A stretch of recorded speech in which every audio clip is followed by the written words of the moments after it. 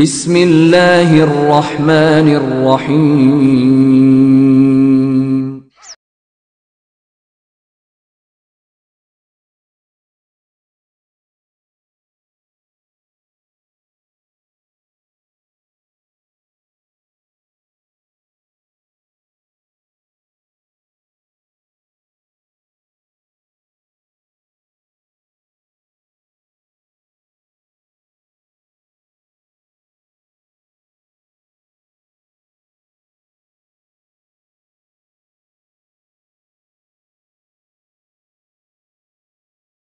السلام عليكم ورحمة الله وبركاته. الحمد لله نحمده ونستعينه ونستغفره ونعوذ بالله من شرور أنفسنا ومن سيئات أعمالنا، من يهده الله فلا مضل له ومن يضلله فلا هادي له، وأشهد أن لا إله إلا الله وحده لا شريك له، وأشهد أن محمدا عبده ورسوله أرسله بالحق بشيرا ونذيرا وداعيا إلى الله بإذنه وسراجا منيرا. أما بعد، فأعوذ بالله من الشيطان الرجيم. بسم الله الرحمن الرحيم. قال الله تعالى في كلامه المجيد والفرقان الحميد: وإذ قال لقمان لابنه وهو يعظه يا بني لا تشرك بالله إن الشرك لظلم عظيم. وقال تعالى: قل إنما أنا بشر مثلكم يوحى إلي أنما إلهكم إله واحد فمن كان يرجو لقاء ربه فليعمل عملا صالحا ولا يشرك بعبادة ربه أحدا. فقال الرسول صلى الله عليه وسلم: أمرت أن أقاتل الناس حتى يقولوا لا إله إلا الله فإذا قالوها عصموا مني دماءهم وأموالهم إلا بحقها وحسابهم على الله. رواه الترمذي رحمه الله. وجاء في حديث آخر قال الرسول صلى الله عليه وسلم: اجتنبوا السبع الموبقات. قالوا يا رسول الله وما هن؟ قال: الشرك بالله والسحر وقتل النفس التي حرم الله إلا بالحق وأكل الربا وأكل مال اليتيم والتولي يوم الزحف وقذف المحصنات المؤمنات الغافلات. رواه البخاري رحمه الله. যাবতীয় প্রশংসা ও গুণগান সিদ্ধসানা সেই মহান রব্বুল আলামিনের জন্য, যিনি আজকে আমাদেরকে জুমার নামাজের পরে এই অধিবেশনে বসার সুযোগ করে দিয়েছেন, যে আল্লাহ আমাদেরকে সুস্থ রেখেছেন, যে আল্লাহর অসংখ্য নিয়ামত আমার আপনার আপাদমস্তক ঘিরে রেখেছে, সেই মহান রব্বুল আলামিনের আমরা প্রশংসা আদায় করি। আলহামদুলিল্লাহ। দরুদ ও শান্তির ধারা বর্ষিত হোক বিশ্বনবী মুহাম্মদুর রাসূলুল্লাহ সাল্লাল্লাহু আলাইহি ওয়াসাল্লামের উপরে, যে রাসূল সাল্লাল্লাহু আলাইহি ওয়াসাল্লাম আমাদের জন্য হক ও বাতিলের পথকে স্পষ্টভাবে বর্ণনা করে গেছেন সাল্লাল্লাহু আলাইহি ওয়াসাল্লাম। সম্মানিত উপস্থিতি, আজকের আলোচনার বিষয় হচ্ছে নওয়াকিদুল ইসলাম। নওয়াকিদুল ইসলাম তথা ইসলাম ভঙ্গকারী বিষয়সমূহ। ইসলাম ভঙ্গকারী বিষয়সমূহ। আমরা দুনিয়াতে যখন চলাফেরা করি তখন প্রত্যেকটা স্থানে কিছু না কিছু নিয়ম কানুন থাকে। আপনি যে কোম্পানিতে চাকরি করছেন সেই কোম্পানির কিছু রুল আছে, এই রুল আপনাকে মেনে চলতে হয়। আমি যে কোম্পানিতে আছি আমাদেরও কিছু নিয়ম আছে। আমাদের একটা নিয়ম আছে যে আপনি যদি অসুস্থ হন তাহলে 3 দিন পর্যন্ত আপনি ছুটি পাবেন যদি কাগজপত্র আপনি দেখাতে পারেন। এরপরও যদি আপনি অসুস্থ থাকেন তাহলে আপনার বেতন কাটা যাবে, কিন্তু আপনি ছুটি পাবেন যদি অফিসকে আপনি জানান। আর যদি আপনি অফিসকে না জানিয়ে লাগাতার 3 থেকে 5 দিন অনুপস্থিত থাকেন তাহলে অটোমেটিক আপনার চাকরি ক্যান্সেল হয়ে যাবে। তাহলে এটা কি দুনিয়াবী নিয়ম। এরূপ প্রত্যেকটা শরিকা কোম্পানির নিয়ম কানুন আছে, প্রত্যেকটা প্রতিষ্ঠানের নিয়ম কানুন আছে। যে ব্যক্তি এই নিয়ম কানুন মানবে না তার শাস্তি স্বরূপ তার পদ সে হারাবে অথবা চাকরি হারাবে। ঠিক তদ্রূপ যে ইসলাম আমি আপনি পালন করি তারও কিছু নীতি আছে, কিছু রোল আছে, কিছু কাজ আছে। যদি কোনো ব্যক্তি সেই কাজগুলো না করে অথবা কিছু পরিপন্থী বিষয় আছে যেগুলো করলে ইসলাম নষ্ট হয়ে যায়। আজকে আমরা সে বিষয় নিয়ে আলোচনা করব। আপনার কাছে অনেক সুন্দর খাবার আছে, কিন্তু খাবারে আপনি বিষ মিশিয়েছেন, খাবার কি আর ঠিক আছে বলেন? খাবার নষ্ট হয়ে গেছে। এরকম আপনি ইসলাম মানছেন, কিন্তু সাথে সাথে এমন কিছু কাজ করছেন যা আপনার ইসলামকে নষ্ট করে দিচ্ছে। অথবা ইসলামের এমন কিছু নিয়ম আছে যা না মানলে মানুষ মুসলমান থাকে না, যা না মানলে কোনো ব্যক্তি মুসলিম হতে পারে না। এখন ওই বিষয় না মেনেও যদি নিজেকে কেউ মুসলিম মনে করে, তাহলে সে মুসলিম নয়, বরং তার কাজই প্রমাণ করবে সে মুসলমান না কাফের। আমি কোনোদিন স্কুল শিক্ষা প্রতিষ্ঠানে গেলাম না, নিজেকে বড় জ্ঞানী বলি। যদি এমনটি হয় আমার কাছে কোনো সার্টিফিকেট নেই, আমি কোনো প্রতিষ্ঠানের সাথে জড়িত না, তাহলে আমাকে মানুষেরা বোকা বলবে, কারণ যেই দাবি আমি করছি সেই দাবির পক্ষে আমার কোনো প্রমাণ নেই। ঠিক তদ্রূপ কোনো ব্যক্তি যদি নিজেকে মুসলিম বলে দাবি করে অথচ সে ইসলামের সাথে সম্পর্ক রাখে না, সে মুসলিম থাকতে পারে না। আসুন আজকে আমরা এমন কিছু বিষয় জানবো যেগুলোর কারণে কোনো ব্যক্তির ইসলাম নষ্ট হয়ে যায়। অত্যন্ত মারাত্মক বিষয়, কঠিন বিষয়, এবং আকীদা সংক্রান্ত যে মাসআলাগুলো আছে। ইসলামের মধ্যে সবচেয়ে বড় মাসআলা হচ্ছে আকীদার মাসআলা। ইসলামের ফিকহের মাসআলা আছে, আপনার সুন্নাত এবং হাদিস কোরআনে বিভিন্ন মাসআলা আছে। মাসআলা সমূহের মধ্যে সবচাইতে কঠিন মাসআলা হচ্ছে আকীদার মাসআলা। যদি আকীদা নষ্ট হয়ে যায়, খালাস যতই ইবাদত করুক না কেন তার কোনো ফায়দা হবে না। যেরকম এই বিল্ডিং এর ভিত্তি আছে, বিল্ডিং এর ভিত্তি যদি নষ্ট হয়ে যায়, বিল্ডিং অটোমেটিক ভেঙে পড়বে অথবা ঢলে যাবে। তো এরকম যে বিল্ডিং যেরকম নষ্ট হয়ে যায়, এরকম কোনো ব্যক্তির আকীদা নষ্ট হয়ে গেলে তার ইসলাম নষ্ট হয়ে যায়। আর আকীদার মাসআলা সমূহের মধ্যে অন্যতম এক গুরুত্বপূর্ণ মাসআলা হচ্ছে নওয়াকিদুল ইসলাম। ইসলাম ভঙ্গকারী বিষয়সমূহ, কিছু কাজ আছে যেগুলো করলে মানুষ ইসলাম থেকে বের হয়ে যায়। আসুন আমরা জেনে নিই মহাগ্রন্থ আল কোরআনুল কারীম এবং রাসূল করিম সাল্লাল্লাহু আলাইহি সাল্লামের হাদিসের আলোকে যে কোন কাজগুলো করলে একজন ব্যক্তি ইসলাম থেকে খারিজ হয়ে যায়, বের হয়ে যায়। বলছিলাম আকীদা অত্যন্ত গুরুত্বপূর্ণ মাসআলা। মুসলিম জীবনের সবচেয়ে গুরুত্বপূর্ণ মাসআলা হচ্ছে আকীদা। ইসলামের 5টা স্তম্ভ, তাই না? 5টা স্তম্ভ। এই 5টা স্তম্ভের প্রথম স্তম্ভ হচ্ছে শাহাদাতু আল্লা ইলাহা ইল্লাল্লাহ ওয়া আন্না মুহাম্মাদার রাসূলুল্লাহ। এটা কি মাসআলা? আকীদা। আমাকে বিশ্বাস করতে হবে, সাক্ষ্য দিতে হবে আল্লাহ ছাড়া কোনো সত্য মাবুদ নেই এবং মুহাম্মদ সাল্লাল্লাহু আলাইহি সাল্লাম আল্লাহর রাসূল। আকীদার মাসআলা। ইমানের 6টা পিলার। ইমান কি বিষয়? আকীদার বিষয়, কারণ এটা আন্তরিক বিষয়, আপনাকে বিশ্বাস করতে হবে। এই আকীদার মানেই বিশ্বাস, এমন কিছু বিশ্বাস মানুষের যা থেকে সে টলে না, যা থেকে সে পদস্খলিত হয় না। আর এরই গুরুত্বপূর্ণ মাসলা হচ্ছে নওয়াকিদুল ইসলাম, ইসলাম ভঙ্গকারী বিষয়। অনেক ব্যক্তি আছেন যারা নিজেদের অজান্তে ইসলাম ভঙ্গকারী বিষয় করে বসে আছেন, নিজের ইসলাম নষ্ট হয়ে গেছে কিন্তু মনে করছেন যে আমি বড় মুসলিম। তাই তাদেরকেও সাবধান ও সতর্ক হতে হবে। আসুন আমরা জেনে নিই এই ইসলাম ভঙ্গকারী বিষয়গুলো অনেক, তার মধ্যে মেন হচ্ছে 10টি। কয়টি? মেন হচ্ছে 10টি। এই 10টিকে শেখুল ইসলাম ইমাম মুহাম্মদ বিন আব্দুল ওয়াহাব রাহিমাহুল্লাহ উনি তার ছোট্ট একটা রিসালা পুস্তিকাতে কয়েকটি লাইনে জমা করেছেন, একত্রিত করেছেন, যেগুলো সবচেয়ে মোস্ট গুরুত্বপূর্ণ নওয়াকিদুল ইসলাম, ইসলাম ভঙ্গকারী বিষয়, সেগুলোকে তিনি একত্রিত করেছেন, জমা করেছেন। আমরা ওই 10টি নিয়ে আজকে কথা বলবো। আর আমাদের সমাজে দু একটি যা প্রচলিত আছে যা ইসলামকে নষ্ট করে দেয়, সেগুলোর ব্যাপারে আমরা একটু ইঙ্গিত করবো ইনশাআল্লাহ। প্রিয় ভাই এবং বন্ধুগণ, শেখ মুহাম্মদ বিন আব্দুল ওয়াহাব রাহিমাহুল্লাহ উনি যখন তার কিতাব বা রিসালা লিখতে গেছেন তখন তিনি বলছেন ইলাম রাহিমাকাল্লাহ। এটা যারা সালফে সালেহিন শিক্ষকতা করেছেন, যারা ছাত্রদেরকে শিক্ষা দিয়েছেন, তাদের একটা নীতি ছিল। শুরুতেই ওনারা ছাত্রদের জন্য দোয়া করতেন। উনি বলছেন ইলাম, জেনে নাও, রাহিমাকাল্লাহ, আল্লাহ আপনাকে রহম করুন। আল্লাহু আকবার। ছাত্রের জন্য প্রথমেই দোয়া করছেন।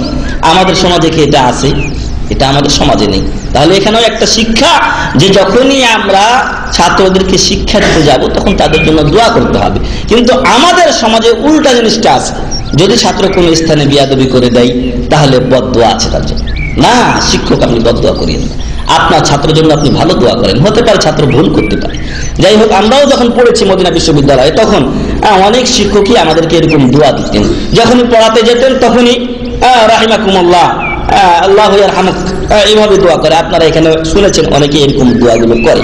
তো শাইখ বলছেন, ইলাম রাহিমাকাল্লাহ, জেনে নাও আল্লাহ আপনাকে রহম করুন, ইন্না নাওয়াকিজাল ইসলামি আশারাতু নাওয়াকিজ, ইসলাম ভঙ্গকারী বিষয়গুলো অনেক, তার মধ্যে মূল হলো 10টি। এই 10টি নিয়ে আমরা আজকে ইনশাআল্লাহ কথা বলবো। তার মধ্যে 1 নাম্বার এবং পৃথিবীর বুকে সবচাইতে বড় পাপ, ইসলাম ভঙ্গকারী বিষয়ের মধ্যে 1 নাম্বার এবং পৃথিবীর মধ্যে সবচাইতে বড় পাপ, আর তা হলো আশশিরকু বিল্লাহি তাআলা, আল্লাহর সাথে শরীক করা, অংশীদার স্থাপন করা। এই পাপ আল্লাহ সহ্য করেন না। এই পাপ অবস্থায় কে দুনিয়া ত্যাগ করলে আল্লাহ তাকে ক্ষমা করবেন না, সরাসরি জাহান্নামে দিবেন। তাহলে 1 নাম্বার ইসলাম ভঙ্গকারী বিষয় কি? আশশিরকু বিল্লাহি তাআলা। মনে রাখবেন, আশশিরকু বিল্লাহি তাআলা, শিরক শব্দের অর্থ কি? শিরক শব্দটি মুশারাকা অথবা ইশতিরাক শব্দ থেকে গ্রহণ করা হয়েছে। আর এখান থেকে এসেছে শরিকা, কোম্পানি, কয়েকজন মিলে একটা কোম্পানি তৈরি করা। মহান রব্বুল আলামিনের কোনো কোম্পানির দরকার আছে? শরিকা করে দুনিয়া চালাতে হবে, এটার প্রয়োজন আল্লাহর আছে কি? কোম্পানি কারা করে? যারা চলতে পারে না একা একা, তখন আরো 5 জন মিলে শরিকা করে। কিন্তু মহান রব্বুল আলামিন কুল হুয়াল্লাহু আহাদ, আল্লাহ এক অদ্বিতীয়, অতএব আল্লাহর কোনো শরিকের প্রয়োজন নেই। আল্লাহ শরিকে রাজিও না, আল্লাহ শরিক চান না। তাহলে শিরক শব্দের শাব্দিক অর্থ হচ্ছে সমান করে দেওয়া, তারপরে আপনার তুলনা করা, একাকার করে দেওয়া, এরকম অর্থ আছে শরিকের বা শিরকের। ইসলামী শরীয়তের পরিভাষায় শিরকের অনেক সংজ্ঞা আকীদা বিশেষজ্ঞগণ উলামায়ে কেরাম করেছেন। তার মধ্যে আমরা 2-1টি ছোট্ট সংজ্ঞা আপনাদের সামনে তুলে ধরছি। বলা হচ্ছে যে শিরক হলো জাআলু শারীকিন লিল্লাহি আযজা ওয়া জাল ফি রুবুবিয়্যাতিহি ওয়া ফি উলুহিয়্যাতিহি ওয়া ফি আসমাইহি ওয়া সিফাতিহি। আল্লাহর যে 3 প্রকার তাওহীদ আছে, একত্ববাদ আছে, তাওহীদে রুবুবিয়্যাহ, তাওহীদে উলুহিয়্যাহ, তাওহীদে আসমা ওয়া সিফাত, এই 3 প্রকার তাওহীদের যে কোনো প্রকারে আল্লাহর সাথে কাউকে শরীক করা, তুলনা করার নাম হচ্ছে শিরক। অপর ভাষায় অন্য আরেকজন বলছেন যে মুসাওয়াতু গায়রিল্লাহি বিল্লাহি ফিমা হুয়া মিন খাসাইসিল্লাহ, মুসাওয়াতু গায়রিল্লাহ, আল্লাহ ছাড়া অন্যকে আল্লাহর সমকক্ষ করে দেওয়া, সমান করে দেওয়া, কি বিষয়ে? ফিমা হুয়া মিন খাসাইসিল্লাহ, ওই সকল বিষয়ে যা আল্লাহর খাসিয়াত, যা আল্লাহর বৈশিষ্ট্য, যা আল্লাহর বৈশিষ্ট্য, ওই বৈশিষ্ট্যগুলোকে আল্লাহর সাথে অন্যকে সমান করে দেওয়া, ওই বৈশিষ্ট্যে আল্লাহর সাথে অন্যকে সমান করে দেওয়া। সন্তান দেওয়া কার কাজ? আল্লাহর কাজ। এখন যদি দুনিয়ার বুকে কেউ বলে যে অমুক পীর সাহেব সন্তান দেয়, তাহলে কি সমান হলো না? সমান হয়ে গেল। আল্লাহর সাথে মানুষকে সমান করে দেওয়া হলো। মানুষ কি আল্লাহর সমান হওয়ার যোগ্য? কোটি কোটি মাখলুকের একটা মাত্র অংশ, সদস্য, যার শরীরের কোনো এক জায়গায় একটা আঘাত লাগলে, একটা ফোড়া উঠলে সে নিজে তার চিকিৎসা করতে পারে না, অপারগ। সেই মানুষ, মাখলুক, কি করে খালেকের সামঞ্জস্য হতে পারে? কি করে খালেকের সমপরিমাণ হতে পারে? নাউযুবিল্লাহ মিন যালিক। কিন্তু এই আকীদা আমাদের সমাজে আছে কিনা বলেন? কারো কারো দরবারে গেলে সন্তান মেলে বা পাওয়া যায়, এই বদ আকীদা, এই ভ্রান্ত আকীদা আমাদের সমাজে আছে। অতএব এই আকীদা যদি কেউ পোষণ করে, তাহলে অবশ্যই সে ইসলাম থেকে খারেজ হয়ে গেছে। আর একদল বলে কেউ ফিরে না খালি হাতে খাজা বাবার দরবারে। হ্যাঁ, কথাটা একদিক দিয়ে শক্ত আছে, একদিক দিয়ে শক্ত আছে। খাজা বাবার দরবারে গেলে খালি হাতে ফিরে না, শিরকের ভান্ডার নিয়ে ঘুরে ফিরে আসে। ইমানটা বেঁচে ফিরে আসে, সে ইমান নষ্ট করে ফিরে আসে, এটাই তার পুঁজি, সে ঘুরে নিয়ে আসে। যারা খেলাধুলা করে অথবা কোনো কাজে যায়, হয় সফল হয়, না হয় বিফল হয়, বিফলতার ভান্ডার নিয়ে সে ফিরে আসে। অথচ মুসলিমের আকীদা কেউ ফিরে না খালি হাতে আল্লাহর দরবারে, তাই না? কোন ব্যক্তি যদি সঠিকভাবে দোয়া করে, তাহলে আল্লাহ কি তার দোয়া ফেরত দেন? না। তিন ভাবের যে কোনো এক ভাবে আল্লাহ তার দোয়া কবুল করে থাকেন। আপনার প্রার্থিত এক নাম্বার, আপনার প্রার্থিত বিষয়ে আল্লাহ তাআলা সরাসরি আপনাকে দান করবেন। এটা হচ্ছে এক নাম্বার, আল্লাহর দরবার থেকে ফিরে না আসার, খালি হাতে ফিরে না আসার দলিল। এটা হাদিস থেকে বলছি আপনাদের। যদি কোনো বান্দা আল্লাহর কাছে দোয়ার শর্ত ঠিক রেখে দোয়া করে, তাহলে এক নম্বরে আল্লাহ সরাসরি তাকে সেই জিনিস দান করেন, সুবহানাল্লাহ। এবং আমি নিজে ব্যক্তিগতভাবে যখন ছাত্র ছিলাম, লেখাপড়া করলে পরীক্ষার সময় আল্লাহর কাছে দোয়া করতাম, আল্লাহ আমি যেন ফার্স্ট হই। আলহামদুলিল্লাহ, দেখতাম সরাসরি ফার্স্ট। চাচা একদিন জিজ্ঞাসা করছেন, কারণ চাচাই লেখার হাতে যে খড়ি দেওয়া উনি দিয়েছিলেন, তো বলছিলেন একদিন যে কি রে ভাতিজা, ফার্স্ট হতে পারবি? ইনশাআল্লাহ পারবো। তো বিশ্বাস হয়ে গেছে না, আলহামদুলিল্লাহ বিশ্বাস হয়ে গেছে, পরীক্ষা ভালো হয়েছে, আল্লাহ ইনশাআল্লাহ ফার্স্ট করবে। তো এই যে চাওয়ার সাথে সাথে আল্লাহ দিয়ে দিতেন, ফার্স্ট হতাম বরাবর। 11 বছর লেখাপড়া করেছি ঢাকা যাত্রাবাড়ি মাদ্রাসায়, বরাবরই ফার্স্ট হয়ে আসছে। তো যখন চাইতাম পাওয়া যেত। এরকম অনেক ভাই আপনাদের মাঝেও আছেন যারা চেয়েছেন পেয়েছেন।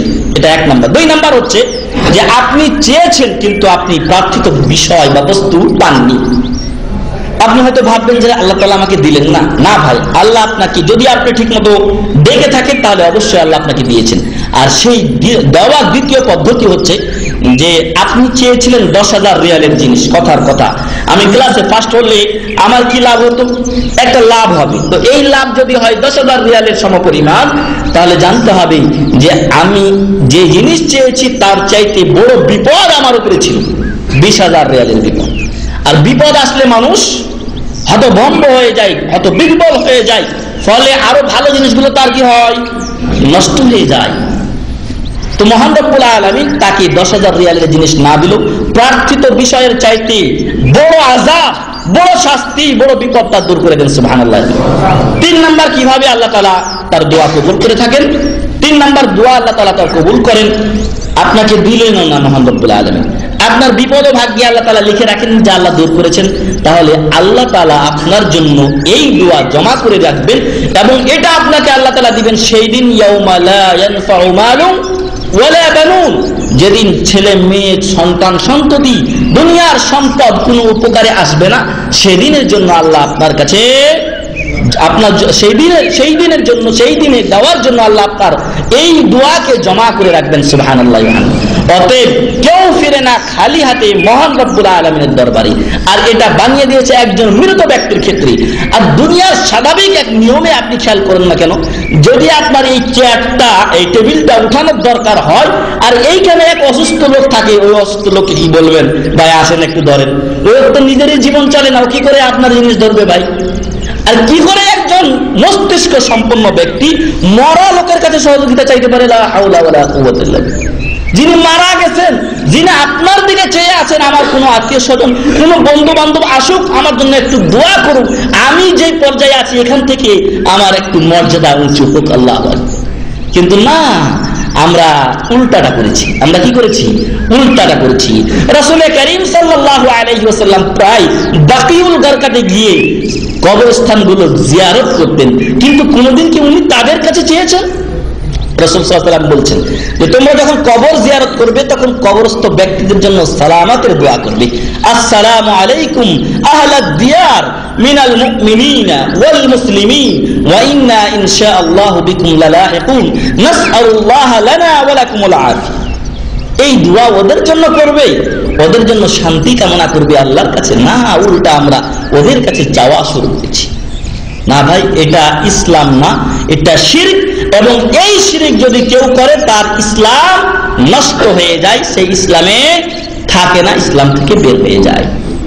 আমাদের সময় কম, অনেকগুলো বিষয় আছে। তাহলে শিরকের সংজ্ঞায় আমরা পেলাম আল্লাহর 3 প্রকার তাওহীদের যে কোনো প্রকার তাওহীদে অন্য কাউকে শরীক করার নাম শিরক।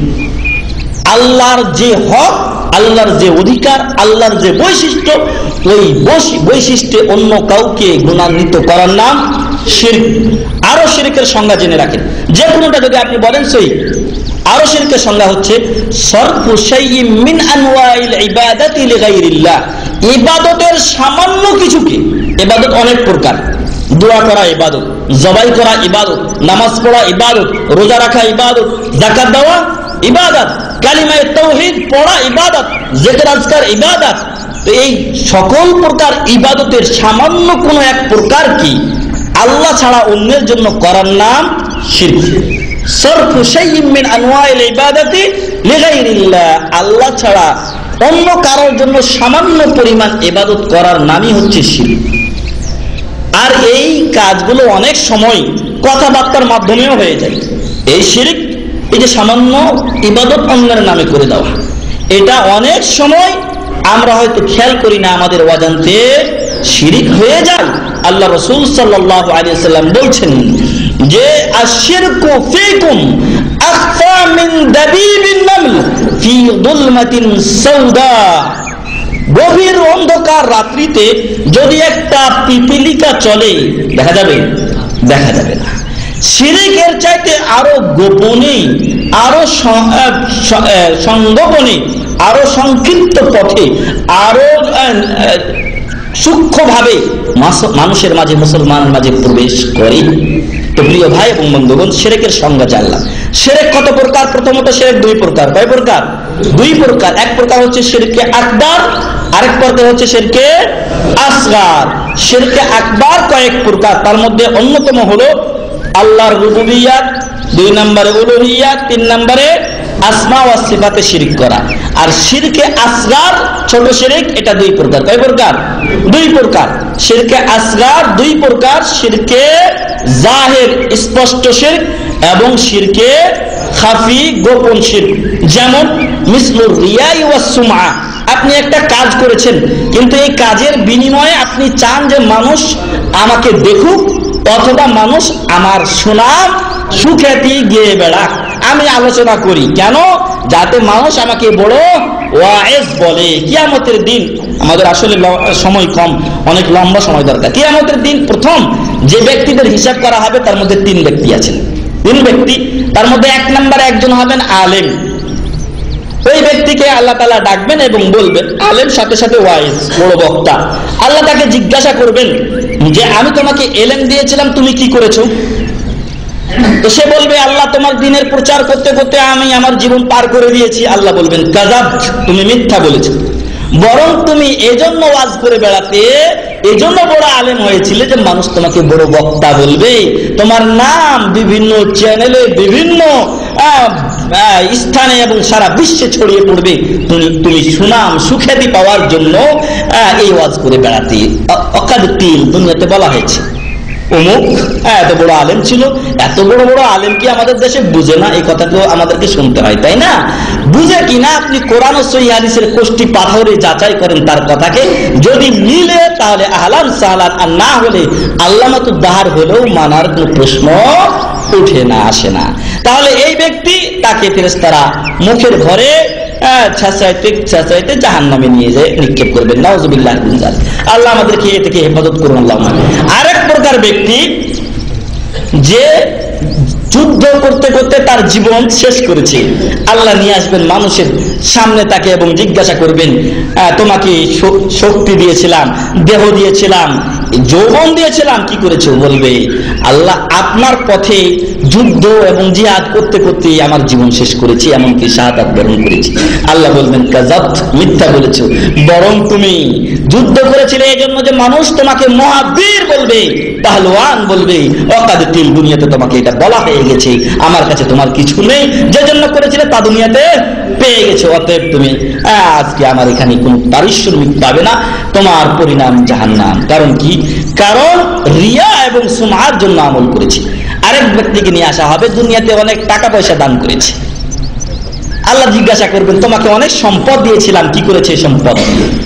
ওই লোক বলবে, আল্লাহ দান করতে করতে সম্পদ শেষ করে দিয়েছি তোমার পথে। আল্লাহ বলবেন, কাযাব, তুমি মিথ্যা বলেছো, বরং তুমি দান এই জন্য করেছিলে মানুষ তোমাকে দানশীল বলবে, দানবীর বলবে, এই জন্য।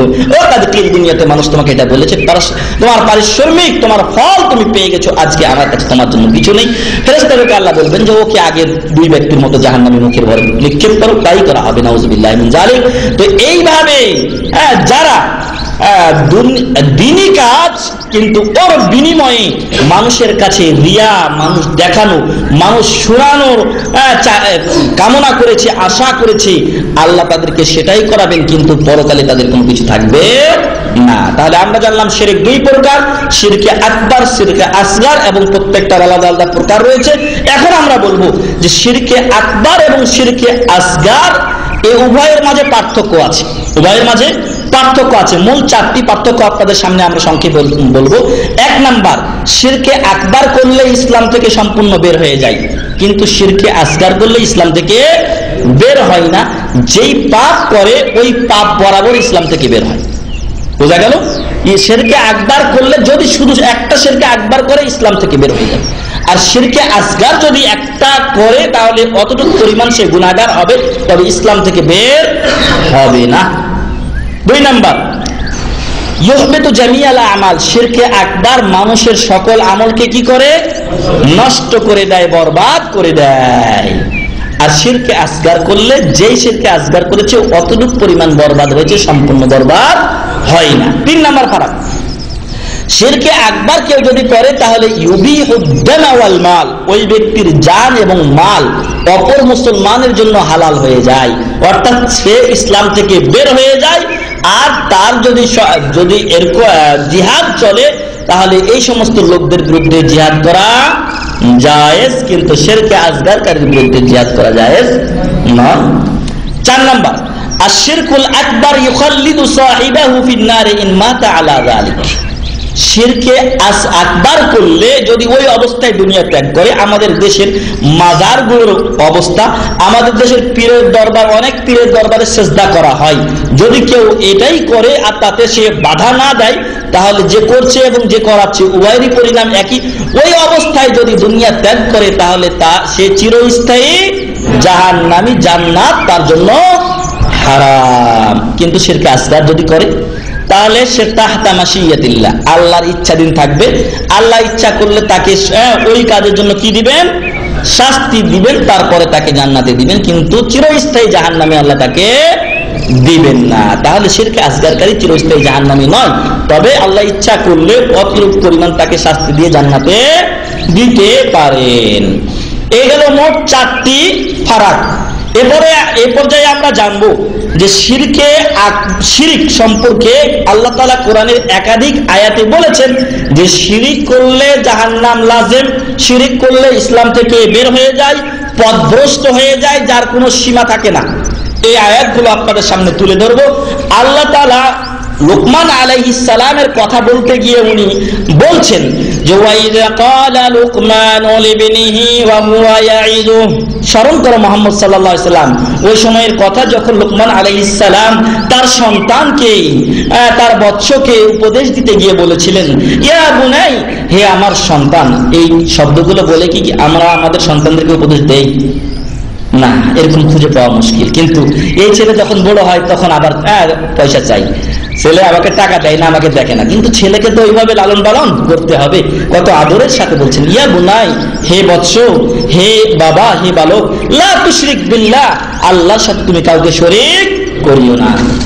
তাহলে বাচ্চাদেরকে শিক্ষা দিতে হবে, ছেলে হোক মেয়ে হোক, আপনার সন্তানকে, আপনার আত্মীয় স্বজনের সন্তানকে এ শিক্ষা দিতে হবে যে আল্লাহর সাথে কাউকে শরীক করা যাবে না।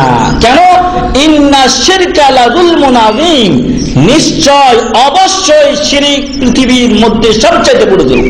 আল্লাহ ইন্না শিরকা, আল্লাহ ডবল তাকিদ ব্যবহার করছেন। ইন্না একটা তাকিদ, যারা আরবি গ্রামার একটু বুঝেন তারা জানেন, ইন্না একটা তাকিদ আর লামও একটা তাকিদ। আল্লাহ বলছেন ইন্না শিরকা, নিশ্চয় শিরিক, লা অবশ্যই, জুলমুন মানে অত্যাচার, আযীম মানে বড়, নিশ্চয় শিরিক অত্যন্ত বড় অপরাধ, জুলুম, অন্যায়। সূরাতুল লুকমান 13 নম্বর আয়াত। সূরাতুন নিসার 48 এবং 116 নম্বরে আল্লাহ তাআলা দুটি আয়াত বলেছেন, তবে পাশাপাশি অর্থ। সেখানে আল্লাহ বলছেন ইন্নাল্লাহা লা ইয়াগফিরু আন ইউশরাকা বিহি, নিশ্চয় আল্লাহ তাআলা তার সাথে শিরিক করার গুনাহকে ক্ষমা করবেন না। ওয়া ইয়াগফিরু মা দুনা যালিকা লিমান ইয়াশা, এছাড়া যে কোনো গুনাহ আল্লাহ যার জন্য ইচ্ছা ক্ষমা করতে পারেন। শিরকের গুনাহ কি আল্লাহ ক্ষমা করতে পারেন না? পারেন না? পারেন। আল্লাহ শিরকের গুনাহ ক্ষমা করতে পারেন যদি এখন কেউ তওবা করে। শিরক করেছে আগে, এখন তওবা করলো, আল্লাহ তার গুনাহ ইনশাআল্লাহ ক্ষমা করবেন। কিন্তু শিরক অবস্থায় যদি দুনিয়া ত্যাগ করে, তাহলে আল্লাহ ওয়াদা করেছেন, আল্লাহ করতে পারেন কিন্তু করবেন না, এই ওয়াদা আল্লাহ আছে, আল্লাহর আছে। আর আল্লাহ তাআলা ইন্নাল্লাহা লা ইউখলিফুল মিয়াদ, আল্লাহ ওয়াদা ভঙ্গ করেন না, কোশ্চিন কালেও সম্ভব নয়। আল্লাহ যে ওয়াদা করেছেন মানুষের সাথে, আল্লাহ ওয়াদা পূরণ করে যাচ্ছেন, কিন্তু মানুষ যে ওয়াদা আল্লাহর সাথে করে এসেছে সে ওয়াদা অলরেডি ভঙ্গ করে ফেলেছে। তো আল্লাহ তাআলা শিরকের গুনাহ ক্ষমা করতে পারেন যদি এই দুনিয়াতে কেউ ভুল বুঝতে পেরে তওবা করে শিরক থেকে। সাহাবাদের অনেকেই কি শিরক অবস্থায় ছিলেন না? ছিলেন। ওমর রাদিয়াল্লাহু আনহু 6 বছর পর্যন্ত, নবুয়তের 6 বছর চলে গেছে, ইসলাম গ্রহণ করেননি। ইসলাম গ্রহণ করেছেন নবুয়তের 6ষ্ঠ বছরে। তাহলে এই যে সময়গুলো গেছে, কি অবস্থায় ছিলেন? মূর্তি পূজা অবস্থায় ছিলেন। ওমর রাদিয়াল্লাহু আনহু নিজেই বলছেন যে আমার হাসি লাগে যে জাহেলিয়াতের কথা স্মরণ হলে খেজুর দিয়ে নিজের মাবুদ বানাতাম, যখন সফরে যেতাম খেজুর দিয়ে নিজের মাবুদ বানিয়ে ওটার পূজা করতাম, একটু পরে খেজুরগুলো খেয়ে নিতাম, মানে নিজের মাবুদকে নিজেই খেয়ে ফেলতাম। সফর শেষ, আমার মাবুদও খাওয়া শেষ। তাহলে পূজা করতেন কার? খেজুরের পূজা। শিরক অবস্থায় ছিলেন, কিন্তু যখন আল্লাহ হিদায়াত দিয়েছেন, তওবা করেছেন, আর তওবা বা ইসলাম গ্রহণ পূর্বের সকল গুনাহ কি করে দেয়? মোচন করে দেয়। সুবহানাল্লাহি ওয়া বিহামদিহি। তাহলে শিরকের গুনাহ আল্লাহ ক্ষমা করবেন যদি কেউ তওবা করে, আর যদি তওবা না করে ওই অবস্থায় দুনিয়া ত্যাগ করে, তাহলে আল্লাহ ক্ষমা করতে পারেন কিন্তু করবেন না, এটা আল্লাহর ওয়াদা। আর আল্লাহ তাআলা ওয়াদা খেলাফ করেন না, ভঙ্গ করেন না। ومن يشرك بالله فقد افترى اثما عظيما, যে আল্লাহর সাথে শরীক করে সে বড় অপবাদ আল্লাহর প্রতি দিয়ে দেয়, সে বড় গুনাহ করে, বড় অপবাদ দেয় মহান রব্বুল আলামিনের সাথে। অপর আয়াতে যেটা বলছিলাম একই অর্থ শেষে আল্লাহ বলছেন ওয়ামাই ইউশরিক বিল্লাহি ফাকাদ দাল্লা দালালান বাঈদা, যে ব্যক্তি আল্লাহর সাথে শরীক করে সে দল্লা মানে পথভ্রষ্ট হয়ে যায়, দলালান এমন পথভ্রষ্ট, বাঈদান দূরবর্তী। এইখান থেকে যদি 5-7 তলা থেকে একটা লোককে ফালায় দেয় বাঁচবে, আর একতলা থেকে ফালা, এটা কি সমান? কোন ক্রমে সমান হতে পারে না। তো এই দলালান বাঈদা মানে এমন দূরে নিক্ষিপ্ত হয়ে যায় যে ওইখান থেকে ফিরে আসা বড় মুশকিল, তার আর নাজাত নেই। এটা হচ্ছে সূরাতুন নিসার 116 নম্বর আয়াত, আগেরটা সূরাতুন নিসার 48 নম্বর আয়াত। অপর আয়াতে আল্লাহ বলছেন লাকাদ কাফারাল্লাযীনা ক্বালু ইন্নাল্লাহা হুয়াল মাসীহ ইবনু মারইয়াম, নিশ্চয় কুফরি করেছে, কাফির হয়ে গেছে ওই সমস্ত লোকেরা যারা বলে যে ইন্নাল্লাহা হুয়াল মাসীহ ইবনু মারইয়াম, মাসীহ ইবনে মারইয়াম ঈসা আলাইহিস সালামই হলেন আল্লাহ। নাউযুবিল্লাহি মিন যালিক। ওয়া ক্বালাল মাসীহ, আর মাসীহ আলাইহিস সালাম কি বলছেন? ঈসা আলাইহিস সালাম নিজে কি বলছেন? ইয়া বনি ইসরাঈল, হে বনি ইসরাঈল, উবুদুল্লাহ, তোমরা এক আল্লাহর ইবাদত করো, রব্বি, উনি আমার রব, রব্বুকুম, এবং তোমাদের রব, ওই রবের তোমরা ইবাদত করো। ঈসা আলাইহিস সালাম দাওয়াত দেন আল্লাহর ইবাদতের জন্য, আর খ্রিস্টানরা বলে যে উনি আমাদের রব, উনি আমাদের আল্লাহ। নাউযুবিল্লাহ।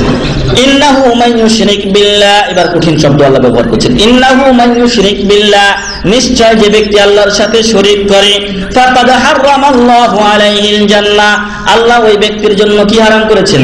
জান্নাত হারাম করে দিয়েছেন। কি জান্নাত চান? এমনি করছেন কেন আপনি? এমনি করবেন, জান্নাত চান? চাই। তো জান্নাত আমরা চাই। যদি জান্নাত চাই তাহলে শিরক করা যাবে ভাই? শিরক করা যাবে না। যারা শিরক করে, পরিচিত আত্মীয় স্বজন পাড়া প্রতিবেশী, তাদেরকে বাধা দিতে হবে, নিষেধ করতে হবে হিকমতের সাথে। গিয়ে মারামারি শুরু করা যাবে না।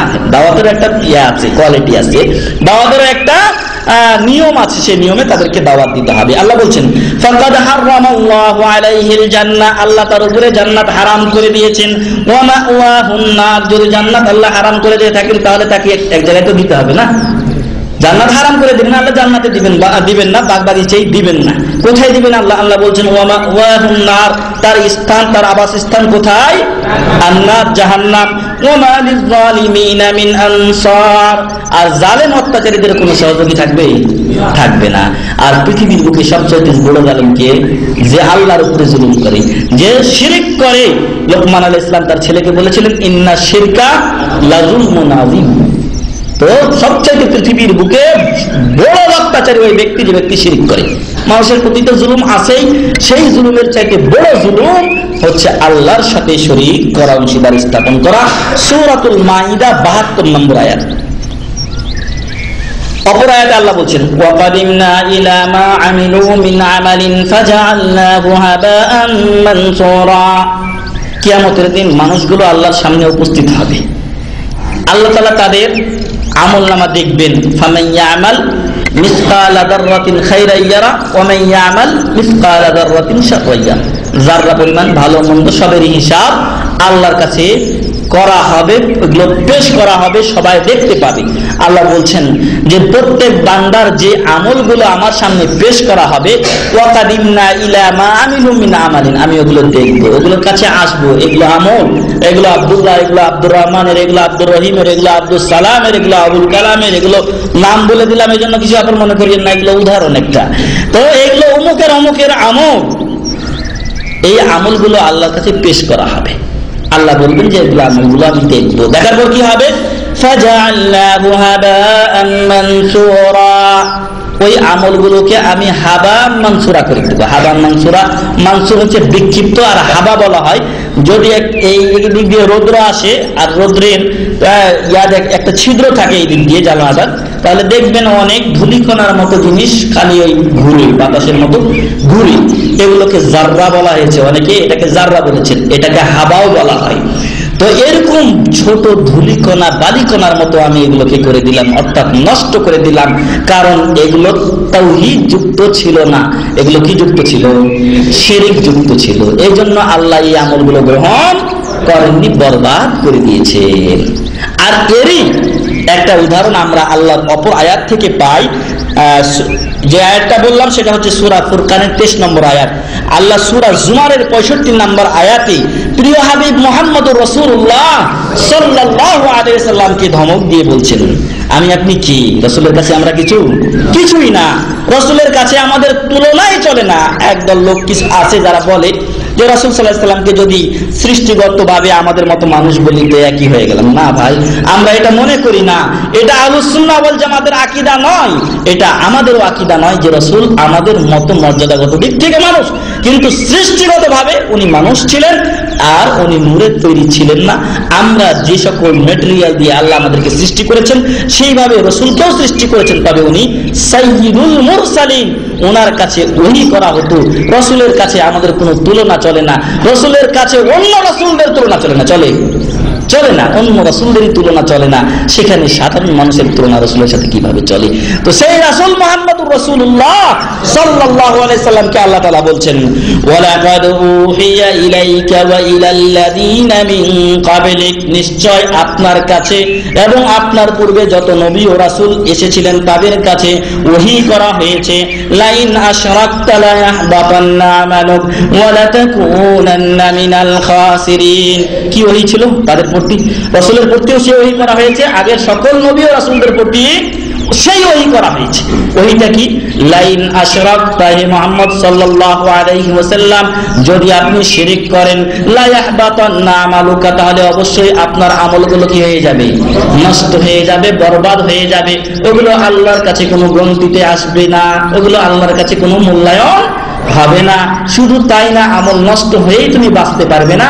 ওয়ালা তাকুনান্না মিনাল খাসিরিন, এগুলো সবই লামে তাকিদ, নুনে তাকিদ, ডবল তাকিদ। যারা শিক্ষিত আছেন, আরবি শিক্ষিত, তারা জানেন যে এগুলো লামে তাকিদ, নুনে তাকিদ, ডবল তাকিদ আল্লাহ ব্যবহার করেছেন। লা ইয়াহবাতান্না, লাম একটা তাকিদ, আর লাস্টে যে নুন দেখছেন এটাও একটা তাকিদ। লা ইয়াহবাতান্না আমালুক, আপনার আমল নষ্ট হবে। ওয়ালা তাকুনান্না, এখানেও দুটো তাকিদ। ওয়ালা তাকুনান্না, এবং অবশ্যই আপনি হবেন কাদের অন্তর্ভুক্ত? মিনাল খাসিরিন, খাসারা বলেন না? হ্যাঁ, খাসারা মানে কি? লস আর লস, কোনো লাভ নাই, লোকসান হয়ে গেছে। রাসূল সাল্লাল্লাহু আলাইহি ওয়াসাল্লামকে আল্লাহ তাআলা ধমক দিয়ে বলছেন, ওয়ালা তাকুনান্না মিনাল খাসিরিন, মুহাম্মদ সাল্লাল্লাহু আলাইহি ওয়াসাল্লাম যদি শিরকে চলে যান আপনার আমলগুলো কি হবে? নষ্ট হয়ে যাবে। আল্লাহু আকবার। রাসূল যদি নষ্ট হয়ে যায় তার আমল, তাহলে আমার আপনার আমল কি নষ্ট হবে না? নষ্ট হয়ে যাবে। তাই শিরককে মারাত্মক ভয় করতে হবে। পৃথিবীতে সবচাইতে বড় ভয় কাকে করতে হবে? শিরককে, কারণ এই শিরক আমার আপনার আমল নষ্ট করে দেয়। অপর আয়াতে আল্লাহ বলছেন, যেটি আপনাদের সামনে আমি পড়েছি, সূরাতুল কাহফের 110 নম্বর আয়াত, কুল ইন্নামা আনা বাশারুম মিসলুকুম, মুহাম্মদ সাল্লাল্লাহু আলাইহি ওয়াসাল্লাম আপনি বলে দিন, ইন্নামা কেবলমাত্র আমি বাশারুম মিসলুকুম তোমাদের মতো একজন মানুষ। পার্থক্যটা কোথায়? ইউহা ইলাই আমার কাছে ওহী করা হয়, তোমাদের কাছে ওহী করা হয় না, আসে না। অপর হাদিসে পার্থক্য আরো বলে দিয়েছেন রাসূল সাল্লাল্লাহু আলাইহি ওয়াসাল্লাম, আনা সাইয়্যিদু ওয়ালাদি আদম ওয়ালা ফাখরালি, আমি আদম সন্তানের মধ্যে শ্রেষ্ঠ। সাইয়্যিদ নেতা, লিডার, সবচাইতে শ্রেষ্ঠ মানুষ হলেন মুহাম্মদুর রাসূলুল্লাহ সাল্লাল্লাহু আলাইহি ওয়াসাল্লাম। এই জন্য কি রাসূল অহংকার করতেন না? ওয়ালা ফাখরালি, এই জন্য আমার অহংকারের কিছু নেই, কারণ এই মর্যাদা কার দান? আল্লাহর দান। রাসূল সাল্লাল্লাহু আলাইহি ওয়াসাল্লামকে আল্লাহ বলছেন, বলে দাও আমি তোমাদের মতোই একজন মানুষ, আমার কাছে ওহী করা হয়, তোমাদের কাছে ওহী করা হয় না। কি ওহী করা হয়? আন্নামা ইলাহুকুম ইলাহুন ওয়াহিদ, তোমাদের রব ইলাহ হলেন একজন, দ্বিতীয় কোন ইলাহ নেই, অতএব আল্লাহর সাথে কাউকে শরীক করা যাবে না। ফামান কানা ইয়ারজু লিকা রাব্বিহ, অতএব যে ব্যক্তি তার পালনকর্তার সাথে লেখা মোলাকাত করতে চায়, সাক্ষাৎ করতে চায়, দেখা করতে চায়, কি আল্লাহকে দেখতে পাবেন? ইনশাআল্লাহ, ইনশাআল্লাহ আল্লাহকে আমরা দেখতে পাবো। আল্লাহকে দেখার ব্যাপারে এর আগেও আমি একদিন বলেছি, আল্লাহকে দেখার ব্যাপারে মানুষেরা 3 ভাগে বিভক্ত। সংক্ষিপ্ত কথা, আহলুস সুন্নাহ ওয়াল জামাআহ বিশ্বাস করেন দুনিয়াতে আল্লাহকে দেখা সম্ভব নয়, পরকালে মুমিনগণ আল্লাহকে দেখতে পাবেন। আরেক দল বলে যে প্রত্যেক মুমিনের অন্তর আল্লাহর আরশ, আর প্রত্যেক মুমিনের অন্তরে আল্লাহ আছেন, অতএব যত আল্লাহ তত আল্লাহ, সর্বত্র আল্লাহ বিরাজমান, সব জায়গায় আল্লাহকে দেখা যায়। এটা হচ্ছে সুফিবাদের ধর্ম। ওরা সবকিছুতেই আল্লাহকে, আল্লাহ নিদর্শন দেখতে পায়। একটা গাছ দেখে, গাছেও আল্লাহ দেখতে পায়। তো এরা সবসময় আল্লাহকে দেখে, এটা বাতিল মত। আরেক দল বলে, যারা বলে সব জায়গায় দেখে, ওটাও বাদ। আর যারা বলে যে আল্লাহকে কোনো ক্রমে দেখা সম্ভব নয়, তারাও বাদ। আর আহলুস সুন্নাহ ওয়াল জামাতের আকীদা হলো দুনিয়াতে আল্লাহকে দেখা সম্ভব নয়। যদি দেখা সম্ভব হতো তাহলে কে দেখতেন? মুসা আলাইহিস সালাম। মুসা আলাইহিস সালাম আল্লাহকে বলেছিলেন, ক্বালা রাব্বি আরিনি আনজুর ইলাইকা, আল্লাহ তোমাকে একটু দেখতে চাই, একটু দেখা দাও আল্লাহ। ক্বালা লান তারানি, ক্বালা লান তারানি, আল্লাহ বলেছিলেন তুমি আমাকে দেখতে পারবে না। ওয়ালাকিন উনজুর ইলাল জাবাল, পাহাড়ের দিকে তাকাও, যদি পাহাড়টার জায়গায় ঠিক থাকে তাহলে তুমি ফাসাউফা তারানি, তুমি আমাকে দেখতে পাবে। ফালাম্মা তাজাল্লা রাব্বুহু জাআলাহু দাক্কা, যখন আল্লাহ তাআলা পাহাড়ে তার নূরের ছটা ফেললেন, পাহাড় তছনছ হয়ে গেল। ওয়া খাররা মুসা সাইকা, মুসা আলাইহিস সালাম বেহুশ হয়ে পড়ে গেলেন। তাহলে যদি দুনিয়াতে আল্লাহকে দেখা যেত তাহলে মুসা আলাইহিস সালাম দেখতে পেতেন। দুনিয়াতে দেখা সম্ভব না, কিন্তু পরকালে দেখা যাবে। পরকালে আল্লাহকে মুমিনগণ দেখতে পাবেন। হাদিস প্রমাণ করে, কোরআনের আয়াত প্রমাণ করে। কোরআনের আয়াত বলছে উজুহু ইয়াউমাইযিন নাযিরা, দাদ দিয়ে নাযিরা হচ্ছে সতেজ হবে, প্রফুল্ল হবে কিছু চেহারা কিয়ামতের দিন। ইলা রাব্বিহা নাযিরা, এই চেহারাগুলো তাদের রবকে দেখতে পাবে। সুবহানাল্লাহ, আল্লাহ তুমি আমাদেরকে তোমার দর্শন দাও, আল্লাহুম্মা আমিন। তো প্রিয় ভাই এবং বন্ধুগণ, আল্লাহ বলছেন ফামান কানা ইয়ারজু লিকা রাব্বিহ, যে ব্যক্তি আল্লাহর দিদার দর্শন পেতে চায়, ফালইয়ামাল আমালান সালিহা, সেজন্য কি করে? সৎকর্ম করে। সৎকর্ম মুফাসসিরিনে কেরাম বলছেন রাসূল সাল্লাল্লাহু আলাইহি ওয়াসাল্লামের পদ্ধতিতে আমল করার নাম হচ্ছে সৎকর্ম করা। আল্লাহর যদি কেউ সাক্ষাৎ পেতে চায় তাহলে রাসূল সাল্লাল্লাহু আলাইহি ওয়াসাল্লাম যেভাবে যে আমল দেখিয়ে দিয়েছেন সেভাবেই আমল করতে হবে। আমার তরিকা চিশতিয়া, নকশবন্দিয়া, হাকিকত, তরিকত, মারিফত কি বললাম? না, এসব তরিকা নয়। তরিকায়ে মুহাম্মদুর রাসূলুল্লাহ সাল্লাল্লাহু আলাইহি ওয়াসাল্লামের তরিকায় যদি আমল হয়ে থাকে তাহলে ওটা আমালে সালেহ হবে। আর যদি রাসূলের তরিকার সাথে না মিলে তাহলে যতই আমলে সালেহ মনে করেন না কেন, হাজারো রাকাত শবে বরাতের রাতে নামাজ পড়ে নিয়েছেন, এক রাকাত কবুল হবে না। বরং অপাত্রে আপনি ইবাদত রাখার কারণে গুনাহগার, বেদাত, আর বেদাতীদের পরিণাম কঠিন, ভয়াবহ। হাউজে কাউসারের কাছ থেকে নামাজ পড়া সত্ত্বেও আল্লাহ রাসূল সাল্লাল্লাহু আলাইহি ওয়াসাল্লাম তাদেরকে তাড়িয়ে দিবেন। আল্লাহ তাদের থেকে আমাদেরকে হেফাজত করুন, আল্লাহুম্মা আমিন। তাহলে আমালে সালেহ রাসূল সাল্লাল্লাহু আলাইহি সাল্লামের পদ্ধতিতে হতে হবে। যদি কোনো আলেম ওলামার কথা রাসূল সাল্লাল্লাহু আলাইহি সাল্লামের কথার বিপরীত হয়, কার কথা নেবেন? রাসূলের কথা নিতে হবে, আলেম ওলামার কথা নেওয়া যাবে না। 2 নাম্বার কথা আল্লাহ তাআলা বললেন যে আমার সাথে সাক্ষাৎ পেতে চাইলে রাসূলের তরিকায় আমল করো। আরেকটা কথা, ওয়ালা ইউশরিক বিইবাদাতি রাব্বিহি আহাদা, তার রবের ইবাদতে যেন অন্য কাউকে শরীক না করে। এই 2টি কাজ করলে কার দেখা পাবেন বলেন তো? আল্লাহর দেখা পাবেন। কি রাজি আছেন? যত মত পথ সব ত্যাগ করে আপনার পাথেয় হবে, আপনার মূল নীতি হবে যে রাসূল সাল্লাল্লাহু আলাইহি সাল্লাম কিভাবে করেছেন আমাকে দেখান। আমি ওই তরিকা, এই তরিকা, সেই তরিকা মানি না। যদি এত তরিকা মানতে চান তাহলে তরিকা গুণে শেষ করতে পারবেন না। কোন তরিকায় যাবেন? তরিকায় যেতে হবে মুহাম্মদুর রাসূলুল্লাহ সাল্লাল্লাহু আলাইহি সাল্লামের তরিকা বা পথে। সূরাতুল কাহফ 110 নম্বর আয়াত। এছাড়াও আরো অনেক আয়াত আছে যে আয়াতগুলো প্রমাণ করে যে শিরিক করলে কি হবে? আমল নষ্ট হয়ে যাবে, আল্লাহর দেখা তো পাওয়া যাবে না, বরং জাহান্নামের অতল তলে থাকতে হবে। আল্লাহ যেন আমাদেরকে জাহান্নাম থেকে হেফাজত করেন, আল্লাহুম্মা আমিন। রাসূল সাল্লাল্লাহু আলাইহি ওয়াসাল্লামের একাধিক হাদিসে এই শিরকের ভয়াবহতা প্রমাণ করা হয়েছে, উল্লেখ করা হয়েছে। রাসূল সাল্লাল্লাহু আলাইহি ওয়াসাল্লাম বলছেন, সহিহ সুনান তিরমিজির 9ম খণ্ডের 185 পৃষ্ঠায় এই হাদিসটি পাবেন, যা আবু হুরায়রা রাদিয়াল্লাহু আনহু বর্ণনা করেছেন যে আল্লাহ তাআলা আমাকে আদেশ করেছেন যেন আমি মানুষদের বিরুদ্ধে লড়াই চালিয়ে যাই ততক্ষণ পর্যন্ত যতক্ষণ পর্যন্ত তারা লা ইলাহা ইল্লাল্লাহ কালিমার সাক্ষ্য না দেয়। যদি লা ইলাহা ইল্লাল্লাহ পড়েন মানে কি? আপনি শিরককে অস্বীকার করলেন, তাই না? কালিমায়ে তাওহীদ, লা ইলাহা ইল্লাল্লাহর রুকন কয়টা বলেন তো ভাই? না, এটা শর্ত। লা ইলাহা ইল্লাল্লাহর রুকন আছে, কে ভাই এদিকে বললেন? একজন কম। ওই যে হাত তুলছেন চেয়ারে বসে, ভাই বলেন কয়টা? লা ইলাহা ইল্লাল্লাহর রুকন কয়টা? 2টা। বলেন দেখি কি কি? হ্যাঁ, শিক্ষা ভাই, আলোচনা শিখলেন, শুনলেন, তারপরে যদি কিছু না শিখেন তো এর ফায়দা, কোনো ফায়দা নাই। মাশাআল্লাহ, একটা হচ্ছে ইতিবাচক হা বাচক, আরেকটা হচ্ছে না বাচক। আমি যখন বলছি লা ইলাহা মানে সকল মাবুদকে আমি বাতিল ঘোষণা করছি, তাহলে এটা না বাচক, তাই না? না বাচক, অস্বীকার করতে হচ্ছে। আপনার কম্পিউটার আছে, আপনার মোবাইল আছে, ভাইরাস ঢুকছে, ভাই ভাইরাসকে কি করতে হবে? ডিলিট করতে হবে। তো হাজারো মাবুদ মানুষের মস্তিষ্কে ঢুকে আছে, ওই মাবুদ গুলোকে বাতিল করতে হবে, আগে ডিলিট করতে হবে, তারপরে ইসবাত করতে হবে ইল্লাল্লাহ, আল্লাহ ছাড়া সত্য কোনো মাবুদ নেই। তাহলে লা ইলাহা ইল্লাল্লাহ যখন আমি পড়লাম, 1 নম্বরে আমি শিরককে কি করেছি? অস্বীকার করেছি, তাহলে শিরক করা যাবে না। আর যতক্ষণ পর্যন্ত কেউ আল্লাহ ছাড়া যত মাবুদ আছে এগুলোকে অস্বীকার না করেছে ততক্ষণ পর্যন্ত রাসূল সাল্লাল্লাহু আলাইহি ওয়াসাল্লাম যুদ্ধের জন্য আদিষ্ট হয়েছেন, যুদ্ধ করেছেন বটে তিনি, এবং বলছেন যে যখন কেউ লা ইলাহা ইল্লাল্লাহ কালিমা পড়ে নিবে তখন তার রক্ত, তার জান, তার মাল আমার কাছ থেকে হেফাজত করে নিল, বাকি তাদের হিসাব কার কাছে হবে? আল্লাহর কাছে। সুনান তিরমিজি 9ম খণ্ড 185 পৃষ্ঠা।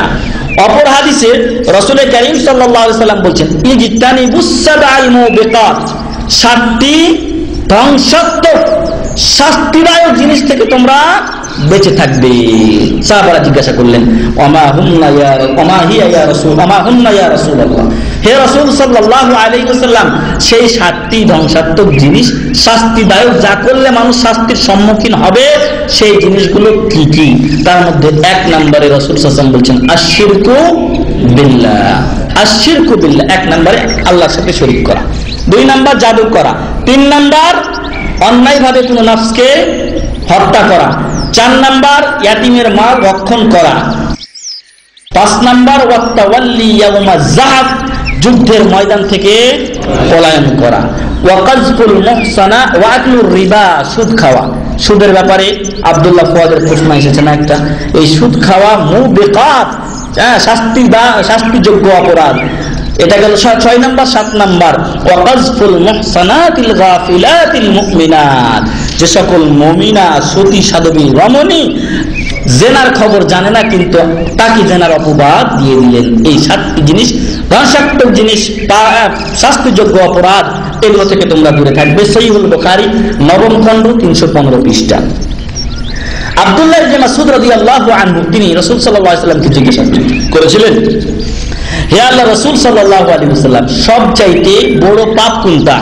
রাসূল সাল্লাল্লাহু কি বলেছিলেন? আশ-শিরকু বিল্লাহ। সবচাইতে বড় পাপ আশ-শিরকু বিল্লাহ, আল্লাহর সাথে শিরক করা। এরপর আব্দুল্লাহ ইবনে মাসউদ রাদিয়াল্লাহু আনহু জিজ্ঞাসা করেছিলেন, তারপরে কোনটি?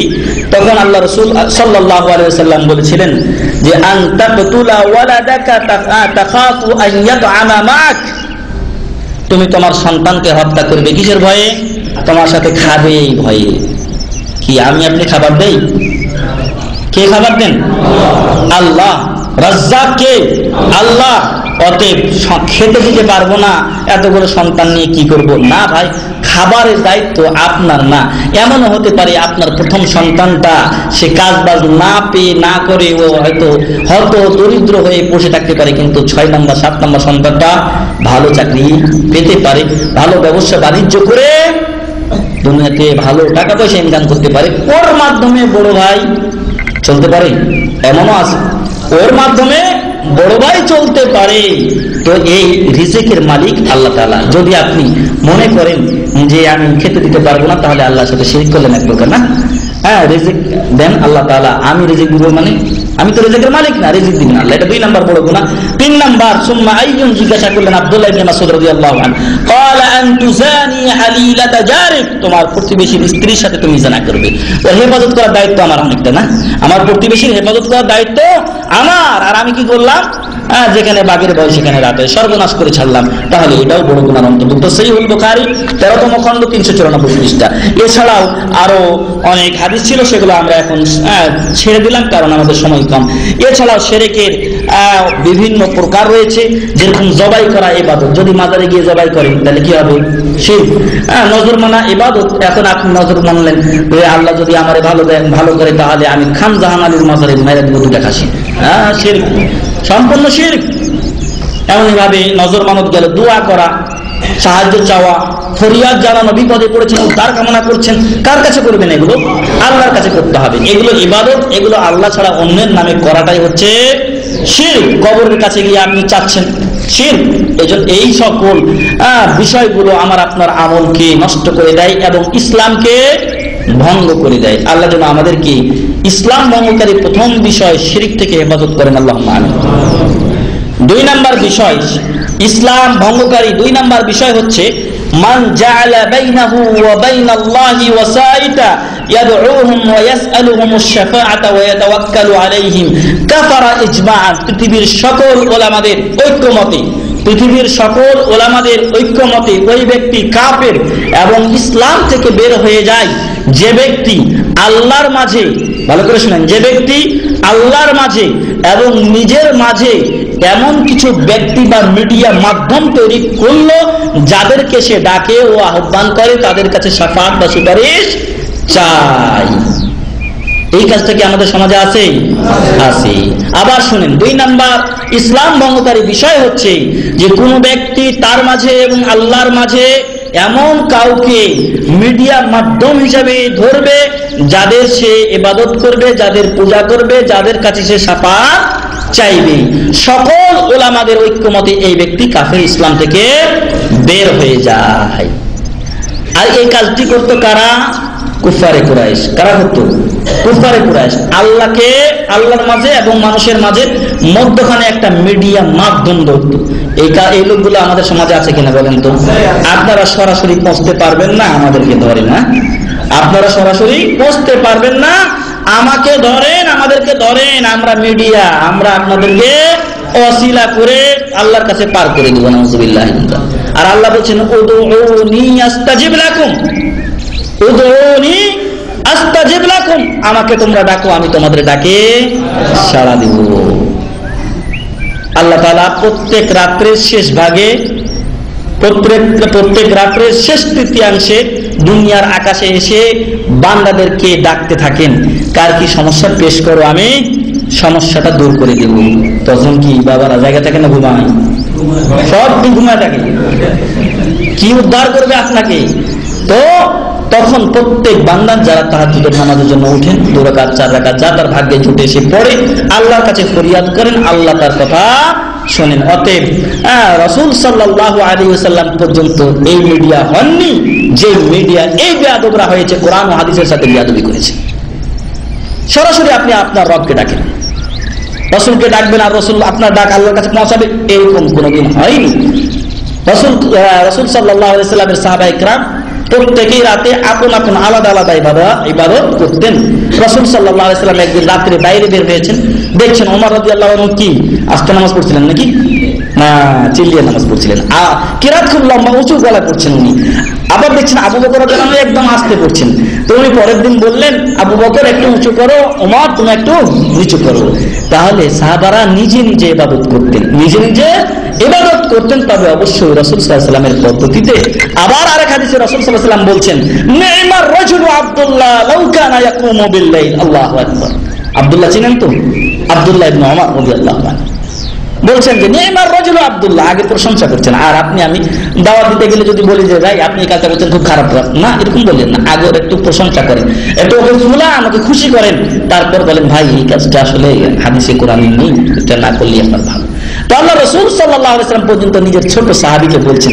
এই সাহাবীর কথা আমি এর আগে একবার বলেছি, উহুদের যুদ্ধে আল্লাহ রাসূল সাল্লাল্লাহু আলাইহি ওয়াসাল্লামের সাথে যুদ্ধ করতে যাবেন, কিন্তু মাপের টিকে না, ছোট ছোট সাহাবী। আল্লাহ রাসূল সাল্লাল্লাহু আলাইহি ওয়াসাল্লাম বললেন যে তাহলে এদের মাপ করা হোক, এই তরবারির যেই পিছনটা আছে গলায় বেঁধে দাও, যদি তরবারি মাটিতে ঠেকে যায় তাহলে চলবে না। আব্দুল্লাহ ইবনে ওমর রাদিয়াল্লাহু আনহুমা তরবারি যাতে না ঠেকে এই জন্য কি করেছিলেন বলেন তো? পা উঁচু করে দাঁড়িয়েছেন। আল্লাহু আকবার। এই আব্দুল্লাহ ইবনে ওমরের ব্যাপারে আল্লাহ রাসূল সাল্লাল্লাহু আলাইহি ওয়াসাল্লাম বলছেন, নি'মার রাজুলু আব্দুল্লাহ, আব্দুল্লাহ কতই না ভালো মানুষ, লাউ কানা ইয়াকুমু বিল লাইল, যদি রাতে নামাজ পড়তো। আল্লাহ। আব্দুল্লাহ ইবনে ওমর রাদিয়াল্লাহু আনহু বলছেন যে এরপর থেকে আমি কোনদিন রাতে নামাজ ছাড়ব। সুবহানাল্লাহ। তাহলে আমাকে আপনাকে সরাসরি আল্লাহকে ডাকতে হবে। উদউ রাব্বাকুম তাদাররুআন ওয়া খুফিয়া, তোমরা গোপনে আল্লাহকে ডাকো, তোমরা গোপনে বিনয় নম্রতা সহকারে আল্লাহকে ডাকো। আর আমরা এখন বলছি হুজুর আমার দোয়াটা মুখস্থ নাই, আপনি একটু বিসমিল্লাহ করে দেন, বাস। এবার বিসমিল্লাহ করতে কি হলো? আল্লাহুম্মা আনতাস সালামু ওয়া মিনকাস সালাম তাবারাকতা ইয়া যাল জালালি ওয়াল ইকরাম লা ইলাহা ইল্লাল্লাহ। কি এর চেয়ে বেশি দোয়া করে? এর চেয়ে বেশি দোয়া নেই। আমাদের সমাজে যখন নামাজের পরে মুনাজাত ধরে এতটুকুই দোয়া করে। তো প্রিয় ভাই এবং বন্ধুগণ, নিজের দোয়া নিজে করবেন, নিজে সরাসরি আল্লাহকে ডাকবেন। আসেন কিভাবে এই লোক কাফের হচ্ছে, কিভাবে এই লোক ইসলাম থেকে বের হয়ে যাচ্ছে। যে ব্যক্তি আল্লাহর মাঝে এবং নিজের মাঝে মিডিয়া তৈরি করে ওই লোককে ডাকে আহ্বান করে, তার কাছে সুপারিশ শাফাআত চাই। আমরা নামাজে কি বলি? ইয়াকা না'বুদু ওয়া ইয়াকা নাস্তাঈন, ইয়াকা না'বুদু ওয়া ইয়াকা নাস্তাঈন, আল্লাহ তোমারই ইবাদত করি, ওয়া ইয়াকা নাস্তাঈন, তোমার কাছে সহযোগিতা চাই, সাহায্য চাই। ভালো কথা, সুন্দর।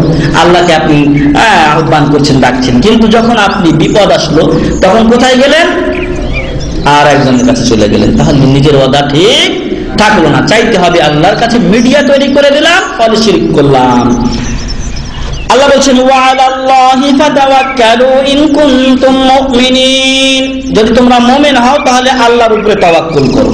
যদি মুমিন হও আল্লাহর উপরে তাওয়াক্কুল করো, ভরসা করো। তাওয়াক্কুল করা ইবাদত, তাওয়াক্কুল করা ইবাদত।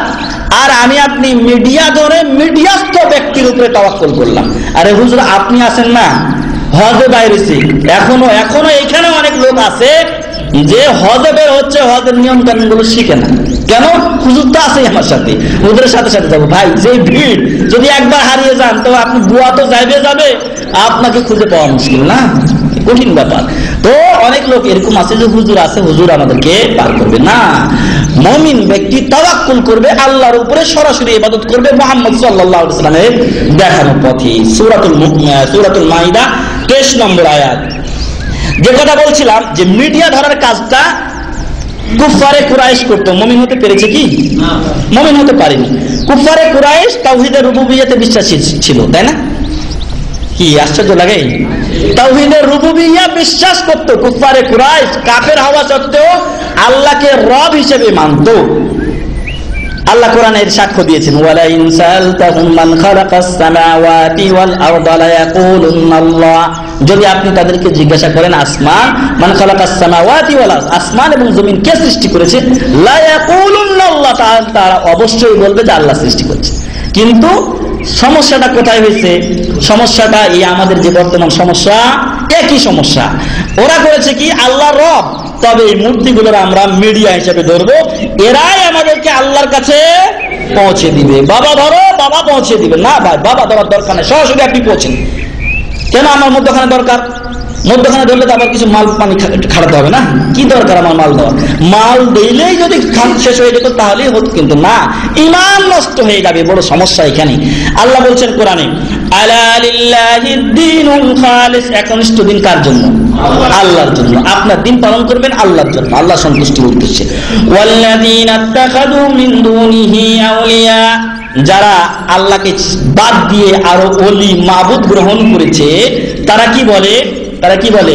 মা না'বুদুহুম ইল্লা লিয়ুকাররিবুনা ইলাল্লাহি যুলফা, আমরা তো এদের ইবাদত এই জন্য করি যে এরা আমাদেরকে আল্লাহর কাছে করে দিবে, এরা আমাদেরকে আল্লাহর কাছাকাছি করে দিবে। তো বাবারা কিসের পথ ধরেছে? এই কথাটাই তো বলে যে আসেন আমার দলে, আমি আপনাদেরকে সুপারিশ শাফাআত করে আমার দলে আসলে আপনাদেরকে পার করে দিব। নাউযুবিল্লাহি মিন যালিক। আল্লাহ বললেন এই কুফারে কুরাইশের কথা। ওরা বলে মা না'বুদুহুম ইল্লা লিয়ুকাররিবুনা ইলাল্লাহি যুলফা, এদের আমরা এজন্য ইবাদত করি যে এরা আমাদেরকে আল্লাহর কাছে নিয়ে যাবে।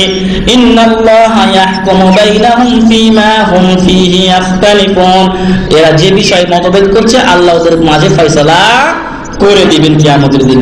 ইন্নাল্লাহা লা ইয়াহদি মান হুয়া কাযিবুন কাফফার, যারা মিথ্যুক এবং কাফের আল্লাহ তাদেরকে পথ দেখান না। সূরাতুজ জুমার 3 নম্বর আয়াত।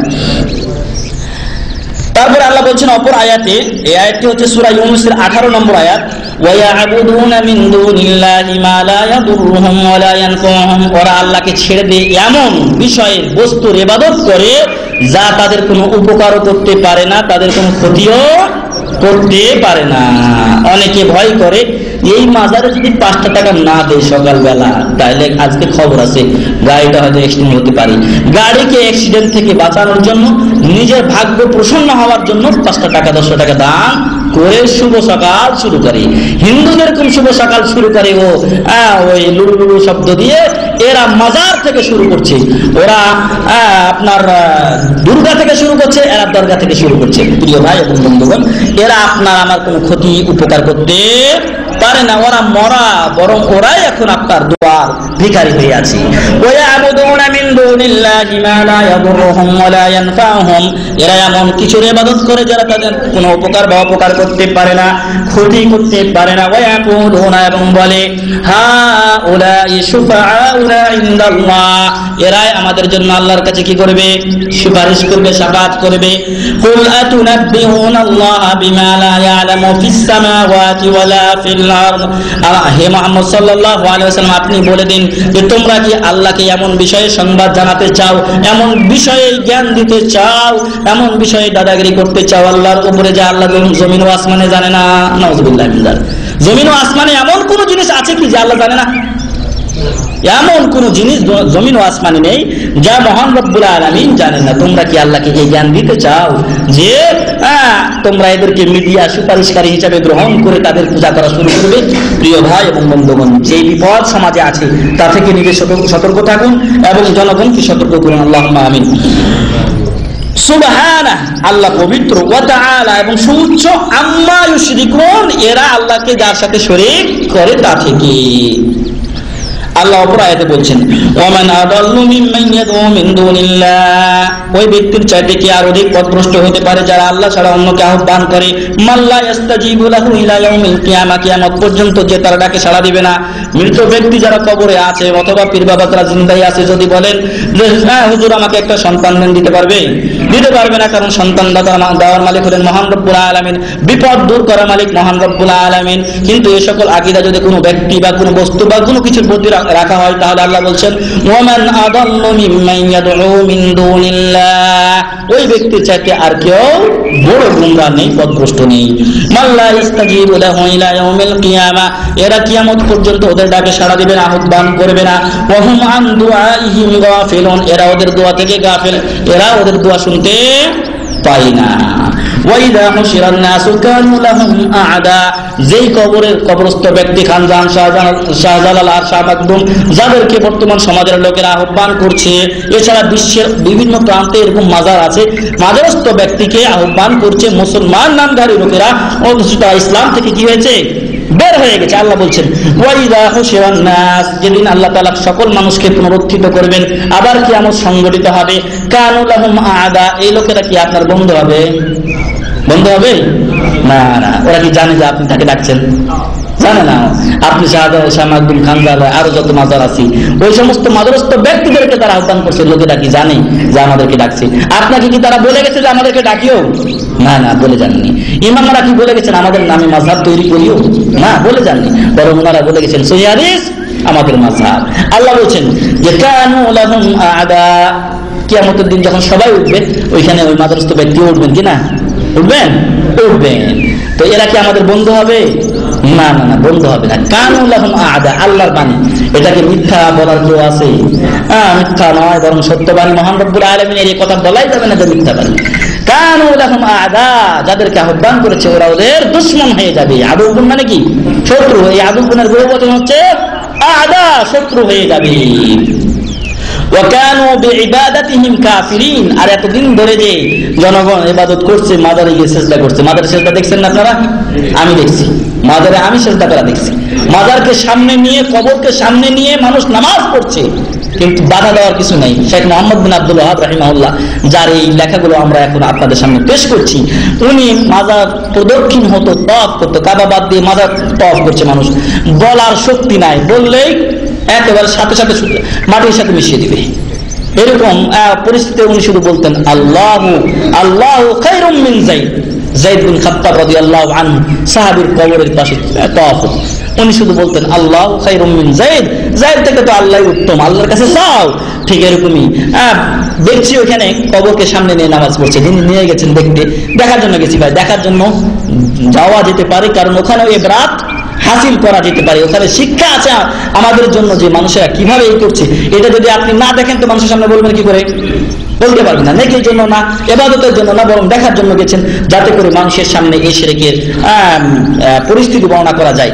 তো বলছেন যিনি নিয়ে গেছেন যে ভাই, এরা কিন্তু বাইরের লোক না, এরা এখানকারই লোক, মানুষদেরকে দেখাচ্ছেন যে এইভাবে ইবাদত করে। যদি আপনি একে বাধা দেন, দেখবেন এখন 10টা লোক হাজির হচ্ছে, 10টা লোক হাজির হয়ে আপনার অবস্থা 12টা বাজাবে। যাই হোক, ওয়াকানু বিইবাদাতিহিম কাফিরিন, আর এই কবরস্থ ব্যক্তিদের যে পূজা ইবাদত করা হয়েছে, সিজদা করা হয়েছে, এগুলোকে কিয়ামতের দিন তারা অস্বীকার করবেন। সূরাতুল আহকাফ 5 নম্বর এবং 6 নম্বর আয়াত। আল্লাহ অপর আয়াতে বলছেন কুলিল্লাযীনা যাআমতুম মিন দুনিহি ফালা ইয়ামলিকুনা কাশফা দুররি আনকুম ওয়ালা তাহবিলা। কুল, হে মুহাম্মদ সাল্লাল্লাহু আলাইহি সাল্লাম, আপনি বলে দিন উদুল্লাযীনা যাআমতুম মিন দুনিহি, কিয়ামতের দিন মহান রব্বুল আলামিন বলবেন, দুনিয়াতে তোমরা যাদের পূজা করতে, যাদের দলের লোক তোমরা ছিলে, আল্লাহকে বাদ দিয়ে যাদেরকে মিডিয়া হিসেবে গ্রহণ করেছিল, ওদেরকে তোমরা ডাকো, ওদের ডাকো। আল্লাযীনা যাআমতুম মিন দুনি, যাদেরকে তোমরা আল্লাহ বাদ দিয়ে মনে করতে যে এরা আমাদের ত্রাণকর্তা, এরা আমাদের উদ্ধারকর্তা, উদ্ধার করবে, আমাদেরকে বাঁচাবে, তাদেরকে একটু ডেকে দেখো তোমরা। ফালা ইয়ামলিকুনা কাশফা দুর, এই সমস্ত লোকেরা কিয়ামতের দিন এদের বিপদ দূর করতে পারবে না। দুররা আনকুম ওয়ালা তাহবিলা, তাহবিলা কাকে বলা হয় কে বলতে পারবেন? তাহবিলা, তাহবিলা বলা হয় এই যে এক্সটেনশন আছে না, তাহবিলা। এখানে আপনি আমার কাছে ফোন করলেন, আমি এক্সটেনশন দিয়ে বলে দিলাম ওইখানে চলে, আপনি আরেকজনকে চেয়েছেন, ওনাকে দিয়ে দিলাম। তো এই যাদেরকে মিডিয়া আপনি ধরেছেন, এরা এক্সটেনশন দিয়ে আরেকজনের কাছে পাঠিয়ে দিবে, আমি পাচ্ছি না, ওর কাছে যাও, না না, এটাও করতে পারবে না। ওয়ালা তাহবিলা, সূরাতু বনী ইসরাঈল 56 নম্বর আয়াত। আব্দুল্লাহ ইবনে আব্বাস রাদিয়াল্লাহু আনহুমাকে রাসূল সাল্লাল্লাহু আলাইহি সাল্লাম বলেছিলেন, ইযা সাআলতা ফাসআলিল্লাহ, চাইলে কার কাছে চাইবে? আল্লাহর কাছে চাইবে। ওয়া ইযা ইসতাআনতা ফাসতাইন বিল্লাহ, সহযোগিতা চাইলে কার কাছে চাইবে? আল্লাহর কাছে চাইবে। আর এটা জেনে রাখবে, পৃথিবীর সবাই যদি তোমার কল্যাণ করতে চায় আর আল্লাহ যদি অকল্যাণ চান, তাহলে আল্লাহটা হবে, মানুষের কল্যাণ চাওয়া হবে না। আর পৃথিবীর আল্লাহ যদি কারো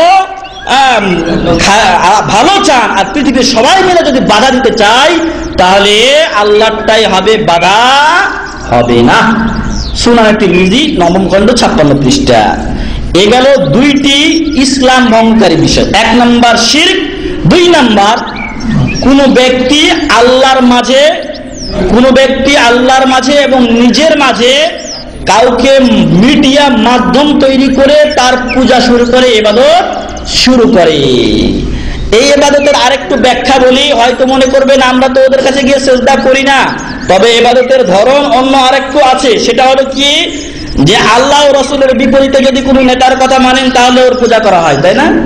আল্লাহ কোরআনে বলছেন, ইত্তাখাযু আহবারহুম ওয়া রুহবানাহুম আরবাবাম মিন দুনিল্লাহি ওয়াল মাসীহ ইবনে মারইয়াম।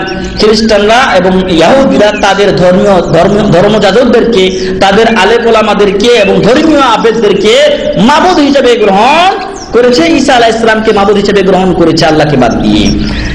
আদি বিন হাতিম রাদিয়াল্লাহু আনহু নতুন মুসলমান বললেন যে, হে আল্লাহ রাসূল সাল্লাল্লাহু আলাইহি ওয়াসাল্লাম, আমরা তো ওদের পূজা করতাম না। আল্লাহ রাসূল সাল্লাল্লাহু আলাইহি ওয়াসাল্লাম বললেন যে, আল্লাহর হারাম করাকে ওরা যখন হালাল করত আর আল্লাহর হালাল করাকে ওরা যখন হারাম করত, তখন কি তোমরা মেনে নিতে না? তখন বলছেন উনি যে হ্যাঁ, এটা করতাম। রাসূল সাল্লাল্লাহু আলাইহি ওয়াসাল্লাম বললেন, তিলকা ইবাদাতুহুম, এটাই হচ্ছে ওদের ইবাদত করা। এখন আমাদের সমাজে যদি আপনি আমার নেতা, আপনি আমাকে একটা কথা বললেন, দেখলাম রাসূলের বিপরীত হচ্ছে, আপনার কথাটা মেনে নিলাম, তাহলে আপনাকে মাবুদ হিসেবে আমি গ্রহণ করলাম। আল্লাহ ও রাসূলের বিপরীতে যদি কারো কথা মেনে নেওয়া হয়, তাহলে তাকে মাবুদ হিসেবে গ্রহণ করে নেওয়া হয়। আল্লাহ যেন আমাদেরকে থেকে হেফাজত করেন, আল্লাহুম্মা আমিন। আমাদের সময় শেষ, 2:30 শেষ নাকি? 2:30 শেষ। ইনশাআল্লাহ আরেকটা বলে আমি শেষ করে দেব, আরেকটা বলে ইনশাআল্লাহ, 3টা বলে ইনশাআল্লাহ শেষ করবো, বা 4টা বলে, বাকিগুলো ইনশাআল্লাহ আরেকদিন বলবো। 3 নাম্বার ইসলাম ভঙ্গকারী বিষয় হচ্ছে মাল্লাম ইউকাফফিরিল মুশরিকিন, মাল্লাম ইউকাফফিরিল মুশরিকিন আও শাক্কা ফি কুফরিহিম আও সাহহাহা মাযহাবাহুম ফাকাদ কাফার। যে ব্যক্তি কাফেরদেরকে কাফের মনে করে না, অথবা মুশরিকদেরকে মুশরিক মনে করে না, অথবা ওদের কুফরিতে কি করে, সন্দেহ পোষণ করে। কাফের বা মুশরিকের কুফরিতে সন্দেহ আছে? সন্দেহ নাই। স্পষ্ট কাফের, স্পষ্ট মুশরিক, হিন্দু, খ্রিস্টান, বৌদ্ধ, তারপরে আরো যা আছে ইহুদি, এদের কুফরিতে কোনো সন্দেহ নেই। যদি কেউ তাদেরকে মুশরিক কাফের মনে না করে, অথবা সন্দেহ পোষণ করে, অথবা মনে করে, কিছু লোক এখন বাইরে হচ্ছে যে সবাই আল্লাহকে চাই, ইহুদিও আল্লাহকে চাই, খ্রিস্টানও আল্লাহকে চাই, হিন্দুও ভগবানের মাধ্যমে কাকে চাই, আল্লাহকে চাই। অতএব সব যে যেভাবে পারে ইবাদত করতে দাও, কেন তোমরা এসব ফারাক করতে যাও? যদি এমন কেউ মনে করে সবটাই সঠিক, তাহলে সেও কাফের। যে করছে তো কাফের আছেই। যে এটাকে বিশ্বাস করবে, কাফেরকে কাফের মনে করবে না, অথবা সন্দেহ পোষণ করবে, অথবা ওদের মাযহাবকেও, ওদের মতকেও, ওদের বিধানকেও সহি বলে বিশ্বাস করবে, সেও কাফের। কারণ কি? কারণ আল্লাহ তাআলা কোরআনের একাধিক আয়াতে কাফেরকে কাফের, বিধর্মীদেরকে মুশরিক ও কাফের বলে উল্লেখ করেছেন। যদি আমি তাদেরকে কাফের মনে না করি, তাহলে কার বিরোধিতা করা হয়? আল্লাহর বিরোধিতা করা হয়। আর আল্লাহর বিরুদ্ধে যদি করে কেউ, মুসলমান থাকবে না। আল্লাহ কোরআনের সূরাতুল বাইয়িনার 6 নম্বর আয়াতে বলছেন, ইন্নাল্লাযীনা কাফারু মিন আহলিল কিতাবি ওয়াল মুশরিকিনা ফী নারি জাহান্নাম খালিদিনা ফীহা উলাইকা হুম শাররুল বারিয়াহ। ইন্নাল্লাযীনা কাফারু, নিশ্চয় যারা কাফের, মিন আহলিল কিতাব, কাফেরদের মধ্যে ভালো কাফের কারা বলেন তো? কাফের সবই কাফের, তার মধ্যে একটু আইটেমে ভালো হচ্ছে আহলে কিতাব যারা, তাদের কথা আল্লাহ বলছেন। বাকিরা তাহলে আর কত গভীরে আছে, অতল তলে তলিয়ে আছে, হিসাব করে দেখেন। আল্লাহ বলছেন, ইন্নাল্লাযীনা কাফারু, নিশ্চয় যারা কাফের, মিন আহলিল কিতাবে, আহলে কিতাবের মধ্যে, আহলে কিতাব যারা ইহুদি এবং খ্রিস্টানেরা, ওয়াল মুশরিকিনা, এবং যারা মুশরিক, কুফারে কুরাইশ মুশরিক ছিল, তারা আহলে কিতাব ছিল না, ফী নারি জাহান্নাম, তাদের স্থান কোথায়?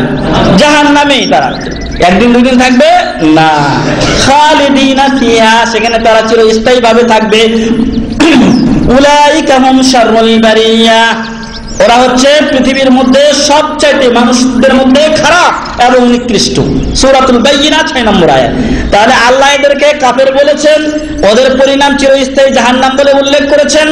আর কলিমুদ্দিন সলিমুদ্দিন বলছেন না, ওদের মাযহাবও ঠিক আছে, অথবা ওরা কাফের না, অথবা সন্দেহ পোষণ করছে কাফের কিনা আমি বলতে পারবো না। ইহুদি মুশরিকরা খ্রিস্টানেরা কাফের কিনা আমি বলতে পারবো না, সন্দেহ পোষণ করছে। যদি এমনটি হয় তাহলে সে নিজে কাফের হয়ে যাবে, ইসলাম থেকে বের হয়ে যাবে। চতুর্থ নাম্বার, ইসলাম থেকে বের হয়ে যায় চতুর্থ বিষয়ের মাধ্যমে যেটি, তা হলো মানি ইতাকাদা আন্না গায়রা হাদিন নবী সাল্লাল্লাহু আলাইহি ওয়াসাল্লাম আকমালু মিন হাদিহি আও আন্না হুকমা গায়রিহি আহসানু মিন হুকমিহি কাল্লাযী ইউফাদ্দিলু হুকমা আত-তাওয়াগীতি আলা হুকমি ফাহুয়া কাফির। যে ব্যক্তি এ বিশ্বাস করে যে মুহাম্মদ সাল্লাল্লাহু আলাইহি সাল্লামের দেখানো পথ হেদায়েত ব্যতীত অন্য কারো হেদায়েত কি অধিক পরিপূর্ণ অথবা অধিক উত্তম, যদি কেউ এটা বিশ্বাস করে তাহলে সে কি মুসলমান না কাফের? কাফের। সে সর্বসম্মতিক্রমে কোরআন ও হাদিস দ্বারা কাফের হয়ে যায়। যে ব্যক্তি বিশ্বাস করে যে মুহাম্মদ সাল্লাল্লাহু আলাইহি সাল্লামের বিধানের চাইতেও অন্য কারো বিধান অধিক পরিপূর্ণ এবং অধিক উত্তম, যেমনটি বর্তমান সমাজের অনেক লোক মনে করে যে এই ইসলাম ছিল 1400 বছর আগের। তখনকার দিনের লোকজন কম ছিল, গাড়ি ঘোড়া কম ছিল, উন্নতি ছিল না, তখনকার জন্য এটা চলেছে, এখনকার জন্য চলবে না। যদি কেউ বিশ্বাস করে ইসলাম থেকে বের হয়ে যাবে, কাফের হয়ে যাবে। যেমনটি এখনো অনেকে মনে করে যে এই নিয়ম বিধান দিয়ে 1400 বছর আগে ফয়সালা করে শান্তি এসেছিল, কিন্তু এখন গণতন্ত্র লাগবে। এখন কি লাগবে? গণতন্ত্র লাগবে। গণতন্ত্রকে আল্লাহর বিধানের সাথে রসুলের বিধানের সমপরিমাণ মনে করে, অথবা তাদের চাইতে অগ্রাধিকার দেয়। এখন তো অগ্রাধিকারই দিচ্ছে, তাই না? যদি অগ্রাধিকার দেয় বা উত্তম মনে করে, পরিপূর্ণ মনে করে, তাহলে সে কাফের হয়ে যাবে। দলিল কি? দলিল দেখেন, আল্লাহ বলেন ফালা ওয়া রাব্বিকা লা ইউমিনুনা হাত্তা ইউহাক্কিমুকা ফীমা শাজারা বাইনাহুম। ফালা ওয়া রাব্বিক, কখনোই নয়, সাবধান এবং সতর্ক হয়ে যাও। ওয়া রাব্বিকা, আল্লাহর জন্য যে কোনো বিষয়ের শপথ করা কি জায়েজ। আল্লাহ নিজের শপথ খাচ্ছেন। ওয়া রাব্বিকা, আপনার রবের শপথ। লা ইউমিনুনা, এরা মুমিন হতে পারবে না। যারা মুসলমান মুমিন বলে দাবি করছে, এরা ততক্ষণ মুমিন হতে পারবে না হাত্তা ইউহাক্কিমুকা ফীমা শাজারা বাইনাহুম, নিজেদের মাঝে যে মতবিরোধ হয়, গন্ডগোল হয়, এর ফয়সালা কারী হিসাবে আপনাকে যতক্ষণ পর্যন্ত ওরা হাকিম বিচারক মেনে না নেবে, ততক্ষণ পর্যন্ত এরা মুমিন হতে পারবে না। তাহলে রাসূলের হেদায়েতকে মেনে নিতে হবে। রাসূলের হেদায়েত কোনটা? ওটাই তো বিধান আমার আপনার জন্য, জীবন বিধান কোরআন ও সুন্নাহ, তাই না? কোরআন ও সুন্নাহকে যারা মেনে না নিবে তারা মুমিন হতে পারে না। সুম্মা লা ইয়াজিদু ফি আনফুসিহিম হারাজাম মিম্মা কাদাইত ওয়া ইউসাল্লিমু তাসলিমা। শুধু তাই না, ফয়সালা করার পরে তুমি যেটা বলবে হে মুহাম্মদ সাল্লাল্লাহু আলাইহি সাল্লাম, ওই ব্যাপারে মনে কোনো দ্বিধা থাকা চলবে না। মানলেন কিন্তু মনটা বেজার, না, চলবে না। একটা হাদিসটাকে অনেকেই জয়ীফ বলেছেন, তারপরে সে হাদিসে এসেছে যে একজন ইহুদি এবং একজন মুনাফিক ঝগড়া করার পরে ইহুদি বলল যে আমরা মুহাম্মদ সাল্লাল্লাহু আলাইহি সাল্লামের কাছে ফয়সালার জন্য যাব, আর মুনাফিক বলছে যে না, আমরা আরেক ইহুদি কাব বিন আশরাফের কথা বলা হয়েছে, তার কাছে আমরা যাব। তো শেষে তারা মুহাম্মদ সাল্লাল্লাহু আলাইহি সাল্লামের কাছে গেছে। মুহাম্মদ সাল্লাল্লাহু আলাইহি সাল্লাম তাদের মাঝে ফয়সালা করতে গিয়ে ইহুদির পক্ষে ফয়সালা করে দিয়েছেন, কারণ ইহুদি হকের উপর ছিল। মুহাম্মদ সাল্লাল্লাহু আলাইহি সাল্লাম নিজের জানামতে কোনোদিন কার পক্ষে অন্যায় রায় দেননি। সেই মুহাম্মদ সাল্লাল্লাহু আলাইহি সাল্লাম ফয়সালা করলেন ইহুদির পক্ষে। ইহুদি বলছে যে না, আমি মানি না, চলো ওমর রাদিয়াল্লাহু আনহুর কাছে যাই। তারা সিদ্ধান্তে উপনীত হলো। এবার ওমর রাদিয়াল্লাহু আনহুর কাছে গেলে ওমর রাদিয়াল্লাহু আনহুকে ইহুদি বলল যে হে ওমর রাদিয়াল্লাহু আনহু, এর ফয়সালা কিন্তু একবার রাসূল সাল্লাল্লাহু আলাইহি ওয়াসাল্লাম আমার পক্ষে দিয়েছেন। তখন ওমর রাদিয়াল্লাহু আনহু বললেন যে রাসূল সাল্লাল্লাহু আলাইহি ওয়াসাল্লাম ফয়সালা করে দিয়েছেন তোমার পক্ষে? বলছে হ্যাঁ। তখন ওমর রাদিয়াল্লাহু আনহু বললেন যে একটু দাঁড়াও।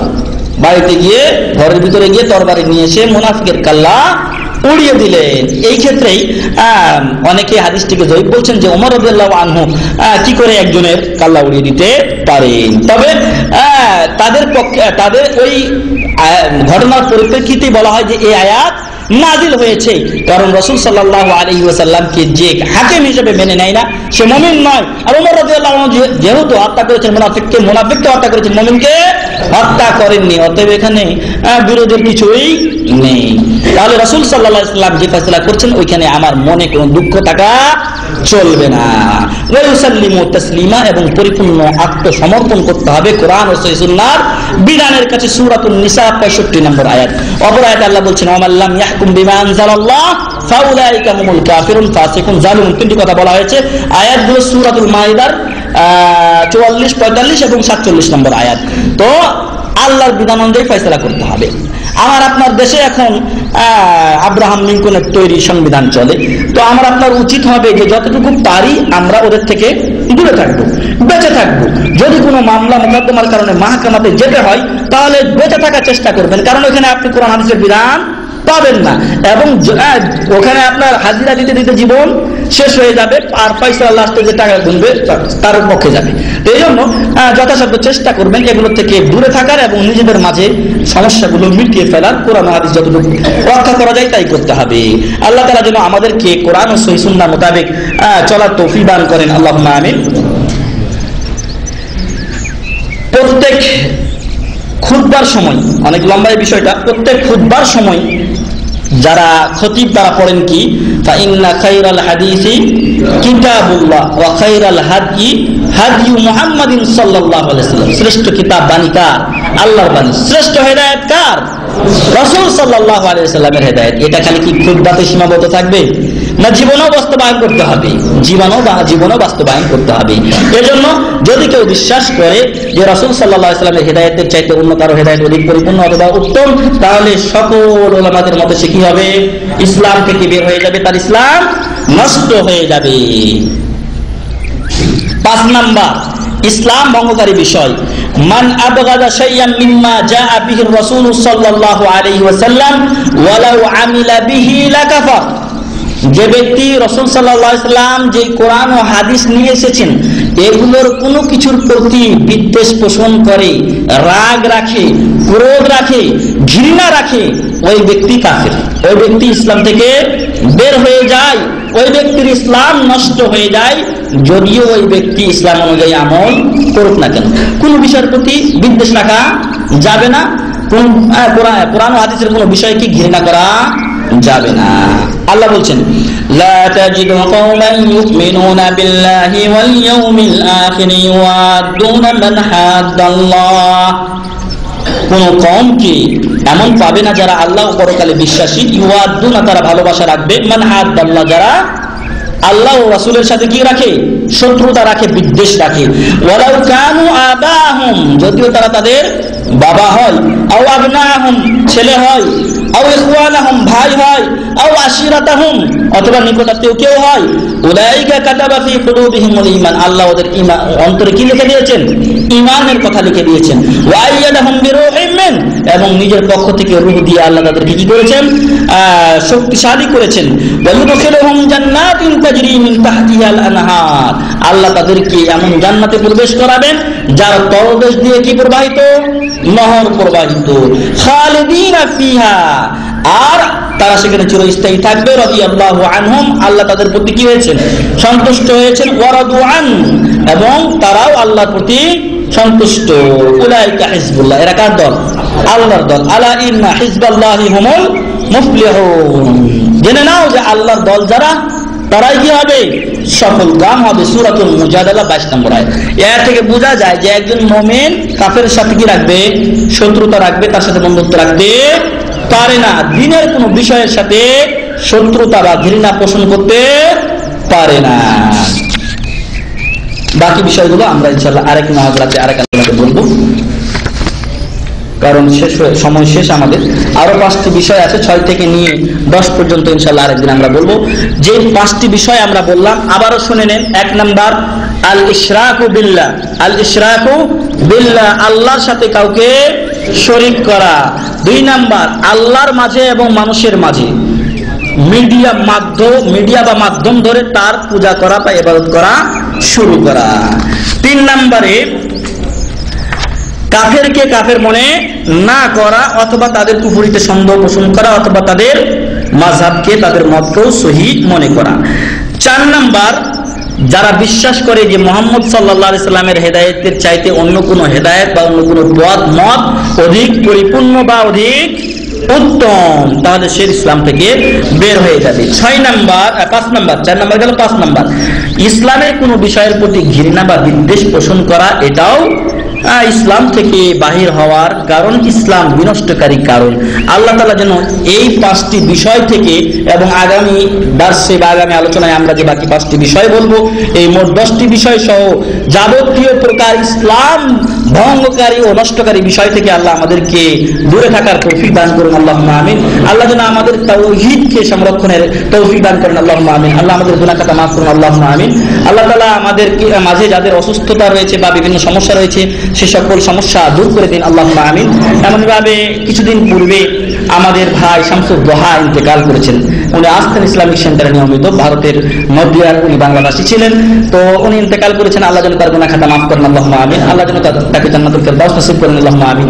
তার শোকাহত পরিবারকে যেন আল্লাহ তাআলা ধৈর্য ধারণের তৌফিক দান করেন, আল্লাহুম্মা আমিন। এক ভাই প্রশ্ন করেছেন, কেউ বলেন যে নবী সাল্লাল্লাহু আলাইহি ওয়াসাল্লাম মিরাজে গিয়ে আল্লাহকে দেখেছেন এবং সামনাসামনি কথা বলেছেন, এটা কি ঠিক? ওই ব্যাপারে রাসূল সাল্লাল্লাহু আলাইহি ওয়াসাল্লামকে জিজ্ঞাসা করা হয়েছিল, উনি নিজে উত্তর বলেছিলেন যে নূরুন আন্না আরা, আল্লাহ তো হলেন নূর, আর নূর আমি কি করে দেখবো? মানে এত নূরের ঝলকানি বা তির্যক ছিল যে ওইখানে রাসূলের চোখ কাজ করেনি, বোঝা গেল। অতএব রাসূল সাল্লাল্লাহু আলাইহি ওয়াসাল্লাম মেরাজে আল্লাহ তাআলাকে দেখেননি, এটাই সঠিক মত। আর আয়েশা রাদিয়াল্লাহু আনহা বলছেন যে ব্যক্তি তোমাকে বলবে যে মুহাম্মদ সাল্লাল্লাহু আলাইহি ওয়াসাল্লাম তার রবকে দেখেছেন, সে ফাকাদ কাযাব, মিথ্যুক, সে মিথ্যুক, সে মিথ্যা বলবে। আল্লাহ রাসূল সাল্লাল্লাহু আলাইহি ওয়াসাল্লাম মেরাজেও আল্লাহ রাসূল সাল্লাল্লাহু আলাইহি ওয়াসাল্লাম মেরাজেও আল্লাহ তাআলাকে দেখেননি। এই দেখা কিয়ামতে হবে, এই দেখা কি হবে? কিয়ামতে হবে। কিয়ামতের দিন মুমিনগণ আল্লাহ তাআলাকে দেখতে পাবেন। আরো একটি ঘোষণা, তা হলো যে না চাইতেই মেঘনা, বিনা মেঘে বৃষ্টি যেরকম হয়, এরকম আমাদের একজন শায়েখ মেহমান শেখ সাইফুদ্দিন বেলাল হাফিজাহুল্লাহ, উনি আব্দুল্লাহ ফুয়াদের বিভিন্ন প্রোগ্রাম, কয়েকটি প্রোগ্রামে তিনি এখন দাম্মামে অবস্থান করছেন। আজকে এশারের পরে উনি এইখানেই 5 তলায় আমাদের মাঝে আসবেন, কিছু আলোচনা রাখবেন। আপনাদের সকলকে আমন্ত্রণ জানাচ্ছি। আপনাদের যাদের সময় থাকবে অবশ্যই আসবেন। কি আসবেন? যাদের সময় থাকবে আসবেন। উনি নিজের থেকেই বলেছেন যে আমি দাম্মামের ভাইদের সামনে কিছু আলোচনা রাখতে চাই। উনি এখন কাতিফে আলোচনা করছেন, কাতিফ ইসলামিক সেন্টার আয়োজনে নাবিয়াতে একটা অনুষ্ঠান হচ্ছে। এরপরে বিকালে উনি সেকেন্ড সানিয়া যাবেন, আর রাত্রে আমরা সময় দিয়েছি ওনাকে। তো এশারের পরে সবাই উপস্থিত থাকার চেষ্টা করবেন। আল্লাহ তাআলা যেন সবাইকে উপস্থিত হওয়ার তৌফিক দান করেন, আমিন। ওয়া আখিরু দাওয়ানা আলহামদুলিল্লাহি রাব্বিল আলামিন। সুবহানাকাল্লাহুম্মা ওয়া বিহামদিকা আশহাদু আল্লা ইলাহা ইল্লা আনতা আস্তাগফিরুকা ওয়া আতুবু ইলাইক। আসসালামু আলাইকুম ওয়া রাহমাতুল্লাহি ওয়া বারাকাতুহু।